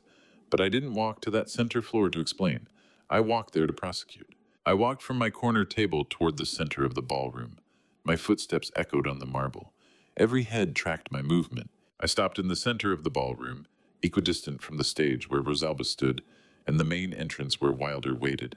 300 people watched me, probably wondering what this quiet man from the corner table thought he was doing. They thought they were watching an engagement party collapse into awkward family drama. But they were wrong. They were sitting in the biggest courtroom I had ever built, and I was about to call the first witness. I used the voice I had reserved for battlefield commands 40 years ago, the voice that cut through gunfire and panic. I spent 30 years hunting traitors who sold their country for money, I said. The ballroom's acoustics carried my words to every corner. Tonight, I found one in my own family and the foreign operatives she invited into my home. The silence that followed was absolute. Ramona stood from her seat at the head table, her champagne glass still in her hand. Her smile was frozen, her voice shaking when she spoke. Warren has been unwell, she said loudly, projecting to the crowd. This is clearly a breakdown. Someone please escort him. I'm better than I've been in 3 years, Ramona, I said, cutting her off with the same command tone. Mr. Barton, would you ask your attendant to show us what's inside that camera he's been positioning near the ring display all evening? Glenn Barton stood stiffly near the stage. His diplomatic composure cracked. For the first time, his mouth opened slightly, then closed. His eyes moved from me to his attendant to the exits, calculating. At the VIP table, Senator Noel Kemp's expression went carefully, deliberately blank. The presidential candidate, who had been smiling and greeting constituents all evening, now sat perfectly still, his hands folded on the tablecloth. I don't know what you're implying, Glenn said, his voice tight. I'm not implying anything, I replied. I'm stating facts. Your attendant has been carrying scanning equipment disguised as photography gear. The engagement ring your son was about to place on my granddaughter's finger was supposed to contain a data chip with classified intelligence. And you, Mr. Barton, were going to sell that intelligence to the highest bidder. The crowd erupted in whispers. Not loud, these were people who maintained decorum even in crisis, but the murmurs spread like a wave across the ballroom. Glenn's face went gray. Hendricks stood frozen on the stage, the ring box still in his hand, staring at his father with an expression I recognized from interrogation rooms, the look of someone realizing they'd been used. Ramona set down her champagne glass. Her hand was shaking. This is insane, she said, her voice rising. There's no evidence Warren is fabricating conspiracy theories because he can't accept that his family has moved on without him. That's when Wilder moved. He emerged from the crowd near the bar, removing his vest. Beneath it, clipped to his belt, was a federal badge and credentials. Special Agent Wilder Travers, he said, his voice clear and official. Counterintelligence Division, Glenn Barton, Denise Barton, you're under arrest for conspiracy to commit economic espionage under Title 18. United States Code Section 1831. Rosalba stared at Wilder with wide eyes.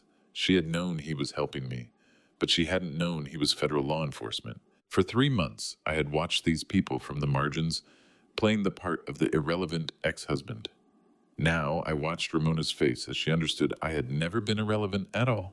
The main ballroom doors opened. Director Adrienne Blanchard entered with 4 counterintelligence agents, all carrying arrest warrants and wearing federal credentials clearly visible. The crowd pressed back, making space. 300 witnesses watching justice arrive in real time. 2 agents moved toward Glenn Barton. He didn't resist. He stood very still as they read him his Miranda rights and placed restraints on his wrists. Denise Barton, Glenn's wife, sat at the VIP table with her face pale, her hands gripping the edge of the table. Mrs. Barton, one of the agents said, please stand. She stood on shaking legs. Glenn's attendant tried to move toward the exit, but 2 more agents intercepted him, removing the camera from his hands with practiced efficiency. Ramona's voice broke through the controlled chaos. This is insane, she shouted. There's no evidence Warren is fabricating all of this because he's bitter. And Curtis stepped forward from the northwest corner. He walked calmly to the center table and placed a thick file folder on the white tablecloth. The sound of it hitting the surface echoed through the ballroom. Here it is, ma'am, Curtis said quietly, his voice final. 3 years of wire transfers, encrypted communications, and corporate espionage, all authenticated and time-stamped. Ramona stared at the file, then at Curtis, then at the federal agents. Her hands were shaking visibly now. You need to understand what it looks like when 3 years of lies collapse in 90 seconds. Ramona's hands shaking Hendricks frozen mid-gesture on the stage. Glenn's face going gray as the federal agents approached Denise, sitting down hard in her chair as if her legs won't hold her. Senator Kemp, Adrienne said, walking toward the VIP table. We need you to come with us for questioning. Kemp stood slowly, his presidential composure returning. I'll be calling my attorney, he said calmly. That's your right, Adrienne replied, but you're still coming with us. Two agents flanked him. Ramona's eyes moved from Curtis's file to Adriana's badge to Wilder's federal credentials. Then finally to me. I saw the exact moment she understood. I hadn't just gathered evidence of her conspiracy. I hadn't just documented financial crimes. I had built a federal case. I had coordinated with counterintelligence. I had spent 3 months constructing a prosecution that would survive every legal challenge. Standing in the corner behind Curtis, her hand resting on a second file box, was someone Ramona hadn't noticed all evening. My daughter Petra, a federal archivist who had spent the past 3 months quietly authenticating every document we'd gathered. She gave me a small nod. The files were complete. The evidence was secured. The backup documentation was ready if needed. Ramona looked at Petra, then back at me. Her face went white. She had underestimated me in every possible way. She had believed I was defeated, irrelevant, harmless. She had removed my medals from the family display, thinking it would erase my significance. But she had forgotten what those medals represented. 40 years of hunting traitors. 40 years of building cases. 40 years of knowing exactly how to dismantle a conspiracy from the inside. Ramona Devereaux, Adrienne said, approaching the head table, we have questions for you as well. Ramona opened her mouth, closed it, opened it again. No words came out. For the first time in 3 years, my daughter-in-law had nothing to say. The last 3 years of Ramona's life were about to be read aloud from government documents. Rosalba walked to the microphone. This time no one cut the power. She stood at the podium where Ramona had stood minutes before, but everything had changed. The ballroom held its breath. In her hands she carried a small camera, its red recording light still blinking. She set it down beside the microphone with a deliberate click that echoed through the speakers. My name is Rosalba Whitaker, she said, her voice steady despite the tremor I could see in her hands. 3 months ago, I started documenting conversations in my own home because I didn't know who else to trust. She pressed play. Ramona's voice filled the ballroom, tinny but unmistakable, through the sound system. Glenn's made contact with the buyer. We'll move the next batch of files through the Foundation's server next Thursday. Noel's already prepared the offshore accounts. Glenn's response came next. Your father-in-law is getting suspicious. We may need to accelerate the timeline. Warren's an old man playing at relevance. He has no idea what we've built. The words landed like artillery fire. I watched Ramona's face drain of color as her own voice condemned her. Around the ballroom, phones lifted, recording, photographing, broadcasting. This wasn't just family destruction anymore. This was public execution. Rosalba played 3 more clips, each one more damning than the last. Conspiracy to commit espionage, theft of classified intelligence, deliberate manipulation of federal contracts through the senator's office. The foundation I'd built over 4 decades corrupted into a criminal enterprise under my own roof. When the final clip ended, Rosalba looked directly at Ramona. You said I was weak for wanting a simple life. You were right that I'm not like you. Thank God for that. She stepped away from the microphone. Then Brent stood. My grandson moved through the crowd with the kind of purpose I recognized from my own years in the field. He'd been so quiet during the entire confrontation that I'd almost forgotten he was there. Almost. But Brent had always been the observer, the one who watched and calculated and waited for the perfect moment.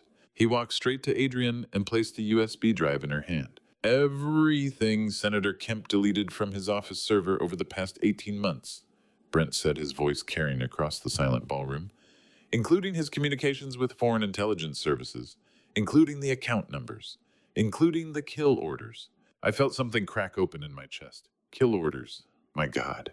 How did you? Adrienne started. I work in Senator Kemp's IT department, Brent said. I have for 2 years. Grandpa asked me to apply for the position after he started suspecting something was wrong. Everything gets backed up, Ms. Adrienne. Everything. Even the files the senator thought he erased.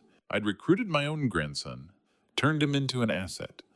The weight of that decision settled over me like wet concrete. But when I looked at Brent's face, I saw no resentment, only grim satisfaction. Then Brent moved. My son had been standing frozen near the head table since Wilder revealed his badge. Now he turned to Ramona with something terrible growing in his eyes, not anger yet, but the horrible dawn of understanding. The Georgetown apartment, Hendrik said slowly. The one you told me to use for my private meetings with Dad. It was bugged, wasn't it? You were recording us. Ramona said nothing. Answer me, Hendriks's voice cracked. You put me in that apartment knowing it was wired. You coached me on what to say to Dad, what questions to ask about his work, what topics to bring up. You were using me to extract information from my own father. Hendricks, you don't understand the complexity. I understand that you turned me into a spy against my own father. Tears tracked down his face. Every conversation I had with him, every confidence he shared with me, you were listening. You were recording. You were stealing from him through me. The pattern interrupt sliced through everything. Hendricks lunged at Ramona and Wilder, caught him mid-stride, wrapping both arms around the boy's chest as he shouted, "You made me betray him! You made me betray him!" Curtis moved to help restrain Hendricks as the young man dissolved into sobs. Ramona watched her son break apart, her face utterly blank. No remorse, no guilt. Just calculation. Even now she was calculating. That's when I knew she was truly lost. Adren stepped forward with her team. Ramona Whitaker, Glenn Barton, you're both under arrest for conspiracy to commit espionage, theft of classified intelligence, and violations of the Intelligence Identities Protection Act. Denise Barton, you're under arrest as an accessory. The federal agents moved with practiced efficiency. Miranda rights echoed through the ballroom as handcuffs clicked shut. I watched my daughter-in-law's hands pulled behind her back, watched the steel close around her wrists. She looked at me once, just once. I looked away. The crowd parted as the agents led them toward the exit. Phone cameras followed every step. Tomorrow's headlines were being written in real time across social media. The Whitaker name would be attached to treason in every news cycle for months. But the intelligence they'd sold would stop flowing to our enemies, and 40 American agents in deep cover overseas would live to see another day. I turned and walked toward the back exit. Behind me, I heard Adrienne coordinating with her team, heard Wilder speaking in low tones to Hendricks, heard Rosalba's quiet crying. The sounds of justice, the sounds of family destruction, the sounds of necessary sacrifice. I didn't look back. The cool night air hit my face as I stepped outside. Somewhere in the distance, sirens wailed. Probably more federal vehicles arriving to process the scene. My phone buzzed with incoming calls from numbers I didn't recognize. Media. Always the media. I kept walking toward my car, my cane tapping a steady rhythm against the pavement. Behind me, through the open ballroom doors, I heard Adrienne's voice. We're going to need statements from everyone. This is now a federal crime scene. I reached my car, pressed the key fob, and climbed inside. My hands shook as I gripped the steering wheel. 72 years old, and I'd just destroyed my own family to save my country. The same choice I'd made 50 years ago. The same choice I'd make again tomorrow. The cold air outside the mansion was the first clean thing I'd breathed in 3 months. I'd driven away from the ballroom, but only made it to the front gate before pulling over. My hands had stopped shaking, but I couldn't make myself leave. Through the rearview mirror, I watched federal vehicles arrive in waves, their lights painting the mansion walls. I climbed out and stood in the front yard looking up at the winter sky. Stars scattered across black velvet, cold and indifferent to the wreckage below. December wind cut through my jacket. Footsteps crunched across frost-stiff grass behind me. They're processing the scene, Rosalba said quietly. Adrienne said it'll take hours. I needed air. I nodded but didn't turn. We stood in silence. Two people who'd barely spoken in months, united only by the conspiracy that had nearly destroyed us both. When did you know I would be all right? She finally asked. I turned to look at her. She wore the same dress from the ballroom, a thin shawl wrapped around her shoulders. Her breath made small clouds in the air. The day you brought your camera to the library, I said. You were documenting your own evidence. That's when I knew you'd survive this. Her eyes widened. You knew about the recordings before tonight, I suspected. You started carrying that camera everywhere, setting it on tables, facing the right direction during family dinners. You weren't making a documentary about art anymore. You were building a case. I didn't know who to trust, she whispered. I couldn't go to the police because Ramona had connections through the senator's office. I couldn't go to federal agencies because I didn't know which ones were compromised, so I just started recording everything. I believed you, I said. From the moment you showed me those financial transfers, you risked everything knowing I might be part of the conspiracy. But you weren't. You were trying to stop it. We both were. We just couldn't tell each other until the operation was ready. She moved closer and rested her head on my shoulder. The gesture was simple, fragile. The first physical contact we'd had in months that wasn't passing documents or coordinating through Wilder. I stood very still. What should I do now? She asked. The foundation is gone. My marriage is over. The life I built here was all lies. You build a new one, a real one this time. I want to make a film about you, about what you did. I chuckled to sound rough. No, why not? Because half of what I did is still classified, and the other half I'm not proud of. I recruited my own grandson. I manipulated my family. That's not a story anyone needs to hear. It's a story about sacrifice. It's a story about choosing between impossible options and living with the consequences. That's not inspiration, that's survival. She lifted her head and looked at me, really looked at me the way she used to years ago before the conspiracy, when she'd just been my son's new wife, full of dreams and fierce idealism. Thank you, she said, for believing me when no one else did. Thank you for being brave enough to document the truth, even when you didn't know who would listen. How do you tell someone you spent 3 months protecting them without revealing you were protecting them? You wait until the war is over, then you stand in the cold together and let silence do the work. Words can't. We walked back toward the mansion. Through the windows, I could see federal agents photographing evidence boxing files, coordinating what would become one of the largest counterintelligence cases in recent history. My family's legacy transformed into a crime scene. Inside the hallway near the library was quieter. Rosalba paused when she saw Wilder standing near the doorway. He'd removed his federal vest, but the badge still hung from his belt. Special Agent Wilder, Vance Counterintelligence Division, the identity he'd hidden from her for months. I started to move past them, but Wilder's voice stopped me. I need to explain why I couldn't tell you, he said to Rosalba, his voice low. Why I had to let you think I'd walked away. The operation required complete compartmentalization. If Ramona suspected for even a moment that we were still in contact, she would have... Do you love me? Rosalba interrupted quietly. Wilder paused. I saw something cross his face, surprise, relief, pain. All of it compressed into a single moment. Yes, he said. Then that's enough, Rosalba replied. You can tell me the rest later. Right now, I just need to know that part was real. It was the only real thing in the entire operation. I understood then. Really understood. I'd recruited Wilder because he was skilled, disciplined, capable of maintaining operational security under pressure. But I'd never fully grasped what that security had cost him.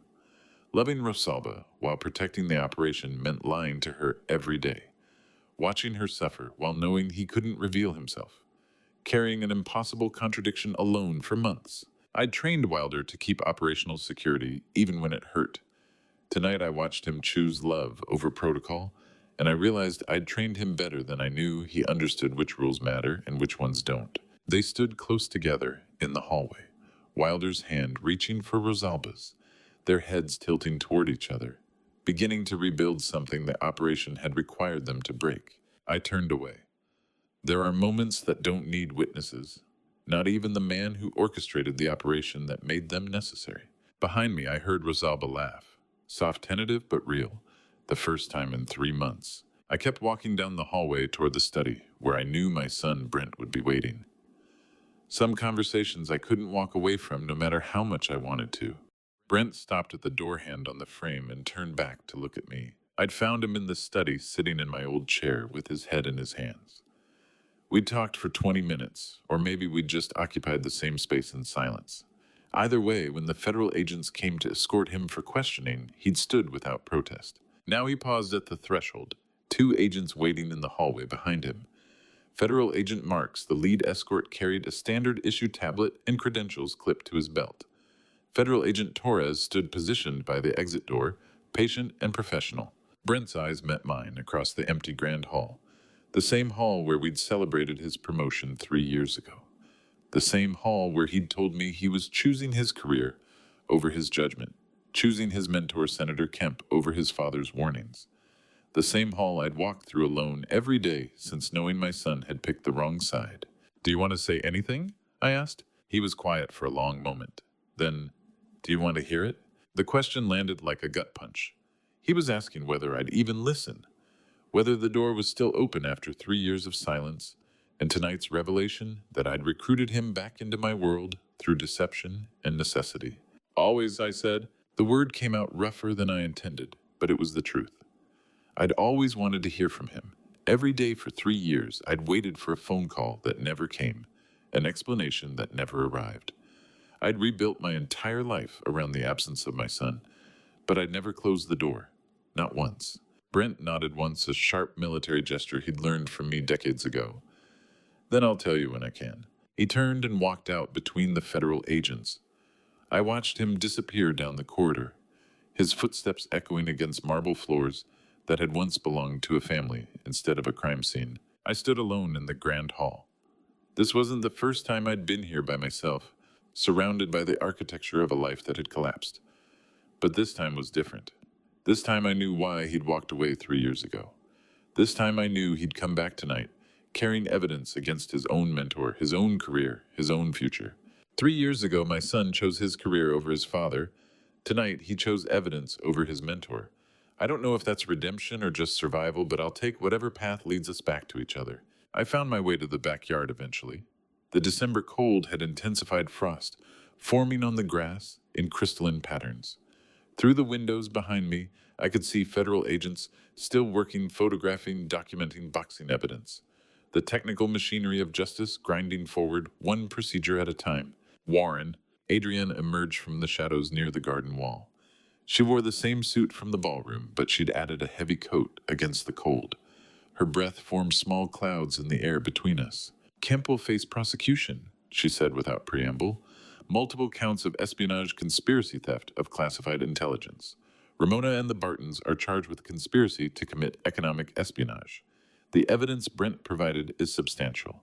How long? I asked. For Kemp, 20 years minimum. Ramona and Glenn are looking at 15 to 20. Denise will likely get 5 to 7 as an accessory. Long enough. Brent will be considered for cooperation. The prosecutors are aware of his role in providing the evidence. It won't erase what he was involved in, but it matters. I nodded, staring out at the dark expanse of the backyard. Somewhere beyond the property line, the city continued its ordinary night, people sleeping unaware that a conspiracy had just collapsed. Agents in foreign countries breathing easier because intelligence had stopped flowing to their enemies.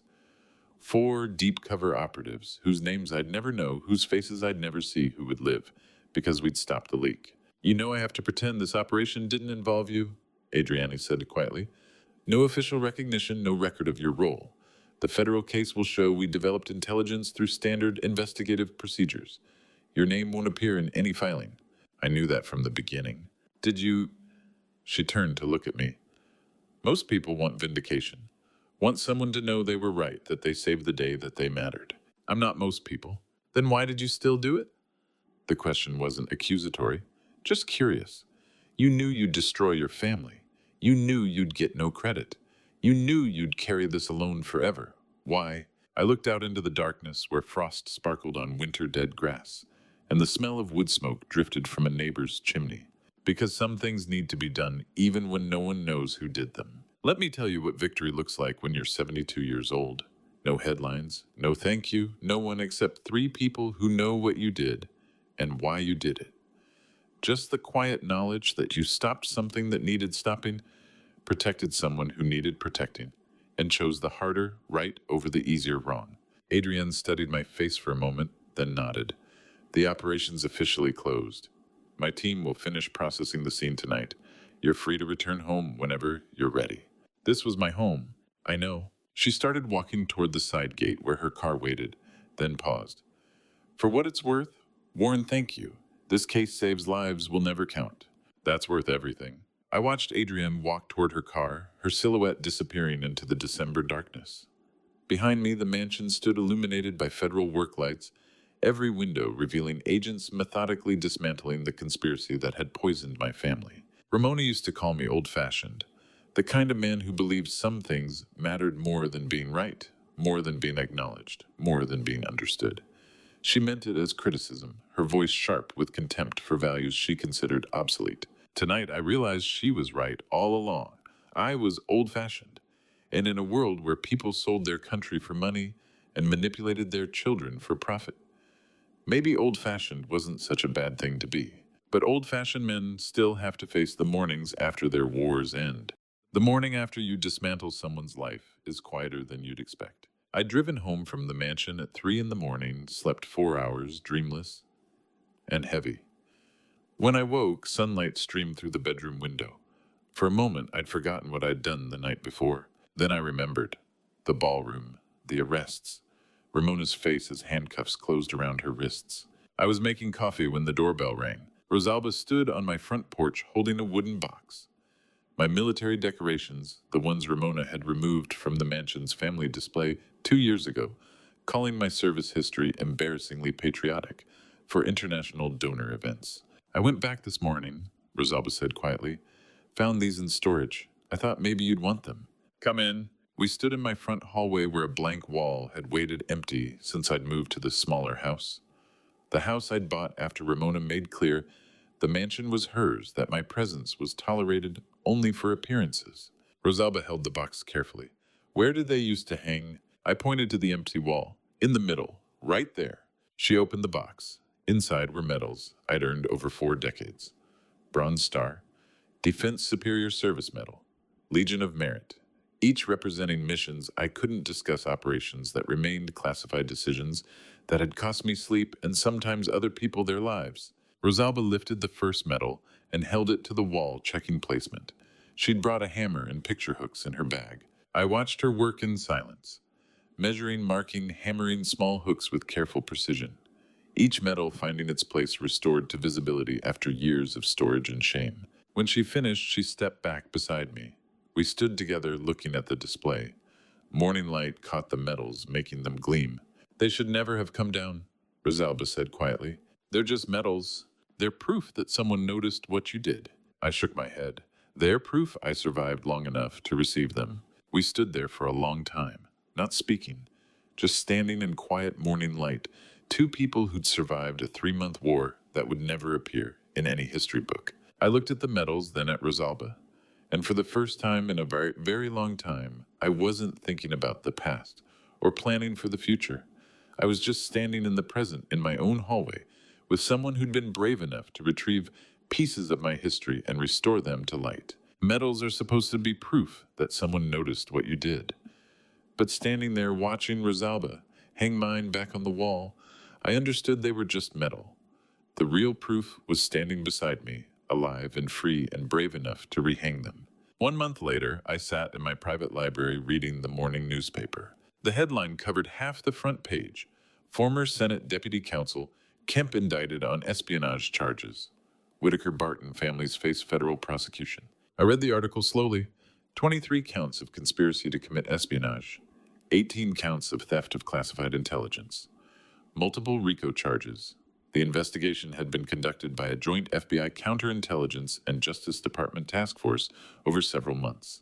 My name appeared nowhere. Ramona was a prominent foundation director. Glenn Barton, a Georgetown political consultant. Senator Kemp, a rising star whose career has ended in spectacular disgrace. The article detailed wire transfers, encrypted communications, classified documents traced to foreign intelligence services. Nothing about a 72-year-old retired officer who'd orchestrated the investigation from inside his own family. Nothing about a 3-month operation that required destroying relationships to save lives. I set the newspaper down and looked out at the January morning. Frost covered my small backyard, sparkling in weak winter sunlight. A cardinal sat on the fence, bright red against bare branches. My phone vibrated. A message from Rosalba with an attached image, a poster for a documentary film. The title read, Untold Stories That Shape Us. Below, a film by Rosalba Whitaker. Her message said, my first documentary premieres next month. I wanted you to see the dedication. I enlarged the image. At the bottom, in simple black text, dedicated to the man who taught me that the most important stories are the ones no one tells. I studied the poster for a long time. Her first film, her new beginning, built from the ashes of the life she'd lost and the courage she'd found. I put the phone down and picked up my tea. Earl Grey hot enough to steam in the cool library air. Bergamot on my tongue, familiar and grounding. How do you measure a victory? No one knows. You won by the people who walk free. The truth that finally surfaced. The young woman making documentaries about untold stories because someone showed her that silence can be a form of power. I picked up the newspaper again, reading through prosecution details. Kemp would spend the rest of his life in federal prison. Ramona faced 20 years minimum. Glenn and Denise would be old before they saw freedom. Justice, the article called it, a triumph of federal investigation and prosecutorial diligence. Nowhere did it mention that an old man had suspected his daughter-in-law of treason, that he'd recruited federal agents, manipulated his own family, orchestrated a ballroom confrontation, that he'd sacrificed his reputation, his relationships, his peace of mind to stop intelligence from flowing to enemies. I set the phone down beside the newspaper, one showing the public version of justice, the other showing private gratitude. Neither mentioned my name. Ramona used to say I needed the world to see me as a hero, but she never understood I didn't need the world to see anything. I just needed the people who mattered to be safe. No one would know my name in this story, and that was exactly what I wanted. That was the proof that my motives had been pure all along. I sipped my tea and looked out at the January morning. Somewhere in this city, Brent was cooperating with federal prosecutors. Somewhere, Rosalba was editing her first film. Somewhere, 4 intelligence agents I'd never meet were alive because a leak had been stopped. And somewhere there was one more person who mattered. Someone I hadn't seen in 3 months. Someone I needed to face before this chapter could truly close. There was one more conversation I needed to have with someone who'd been waiting 40 years for me to finish this. I stood and walked across my library to the corner where an old chair sat beside a small table. The chair was upholstered in faded blue fabric, worn smooth on the armrests where hands had rested for decades. My hands. And before that, hers. On the table sat a photograph in a simple wooden frame. A woman in her 30s, dark hair pulled back, eyes bright with intelligence and humor. Elena, my first wife, dead 40 years this past November, taken by cancer, before we'd reached our 20th anniversary. I'd kept the chair from our old house, the one where we used to sit together in the evenings. She'd read while I worked through classified briefings I couldn't discuss. We'd developed our own language in that chair, her hand resting on the back, my hand covering hers. A silent conversation that meant everything without requiring words. I picked up the newspaper and set it beside her photograph. The headline about Kemp's indictment faced her image as if she could read it, as if she'd been waiting to see how this story ended. I sat in the chair and placed my hand on the back, where her hand used to rest. The fabric was cool beneath my palm, empty. But memory has weight, and I could almost feel her fingers beneath mine. "It's done, Elena," I said quietly to the photograph. "The operation is complete. Rosalba is safe. The conspirators are facing justice, and no one knows I was involved." The photograph smiled back at me, frozen in a moment from 1983. We'd been in Georgetown that day, celebrating something I could no longer remember. The celebration didn't matter. Her smile did. I'd told myself for 3 months that I was doing this for Rosalba. For the 4 intelligence agents whose lives hung in the balance. For the integrity of systems I'd spent my career protecting. But sitting in our chair, looking at Elena's photograph, I understood the deeper truth. I'd been having this conversation with her the entire time. Every decision, every manipulation, every calculated risk, I'd been asking myself what Elena would think, what she'd counsel, whether she'd recognize the man I'd become in the decades since she'd left. Elena had been a linguist for the State Department. She'd understood the intelligence world, the moral compromises, the impossible choices between competing goods. She'd never asked me to explain my work, but she'd always known when I was carrying something heavy. And she'd sit with me in this chair, her hand on mine, letting silence do the work that words couldn't. "You were right," I told her photograph. "When you said some fights require patience, when you said the best operations are the ones nobody knows about, when you said integrity isn't about being recognized, it's about being consistent when no one's watching. What do you say to someone who's been gone 40 years when you finally finish the fight?" They taught you how to fight. Elena would have understood this operation, the patience, the invisibility, the willingness to let others take credit while you carry the cost. She'd lived that life with me for 19 years. She'd understood better than anyone that real sacrifice happens in the spaces between public victories. I imagined her voice, that particular tone she used when she was proud of me, but wanted to tease me a little. "You old-fashioned man, always doing the right thing when no one's watching." I smiled at the photograph. Not necessarily. The words surprised me even as I said them, but they were true. I wasn't old-fashioned in the way Ramona had meant it, rigid, inflexible, clinging to outdated values. I was old-fashioned in the way Elena had understood it, consistent in principles, flexible in methods, focused on outcomes that mattered, rather than recognition that faded. I'd recruited my grandson as an intelligence asset. I'd manipulated federal agents into position. I'd orchestrated a public confrontation at a family event. None of that was traditional. None of it was clean. But all of it was necessary to protect someone who couldn't protect herself and stop intelligence leaks that were getting people killed. Elena would have approved, not because it was elegant or honorable in some abstract sense, but because it worked, because it saved lives, because I'd been willing to become someone unexpected, something more than the decorated officer whose medals hung on the wall to achieve an outcome that mattered. I protected her. I told Elena's photograph. Rosalba, she reminds me of you sometimes. That same fierce integrity, that refusal to look away from uncomfortable truths. She's making documentaries now, about untold stories. I picked up my phone and showed Elena's photograph, the poster Rosalba had sent. The dedication to the man who taught me that the most important stories are the ones no one tells. She learned it, I said. What you taught me, what I tried to pass on, that silence can be a form of power, that the victories that matter are the ones nobody knows about. Let me tell you what I've learned. Medals gather dust, headlines turn yellow, recognition fades, but the people you save the justice. You secure the young woman, making documentaries about untold stories. Those endure. Those ripple forward in ways you'll never measure. Those are the victories that matter. I set the phone down and looked at Elena's photograph one more time. Across the room, the medals Rosalba had rehung caught afternoon light. Symbols of wars everyone knew about, conflicts that had headlines and histories and official records. This operation was different. No medals, no headlines, no recognition. Just an old man and his daughter-in-law taking down a conspiracy from the inside, one careful step at a time. Just justice served and lives saved, and a young woman finding her voice. I touched Elena's photograph gently the way I used to touch her face when she was alive, sometimes to protect those we love. I said quietly, we must become someone nobody expects. Sometimes the greatest victory is that nobody knows our name in it, and sometimes that's enough. The photograph smiled at me across 40 years. It was enough. It had always been enough. I sat in our old chair as afternoon light filled the library, my hand resting where her hand used to be, and for the first time in 3 months I felt completely at peace. And to you, listening to my story about a father's revenge, remember this. Sometimes the hardest battles are the ones we fight in our own homes. I spent 3 months destroying my family to save it. Looking back, I wonder if there was another way.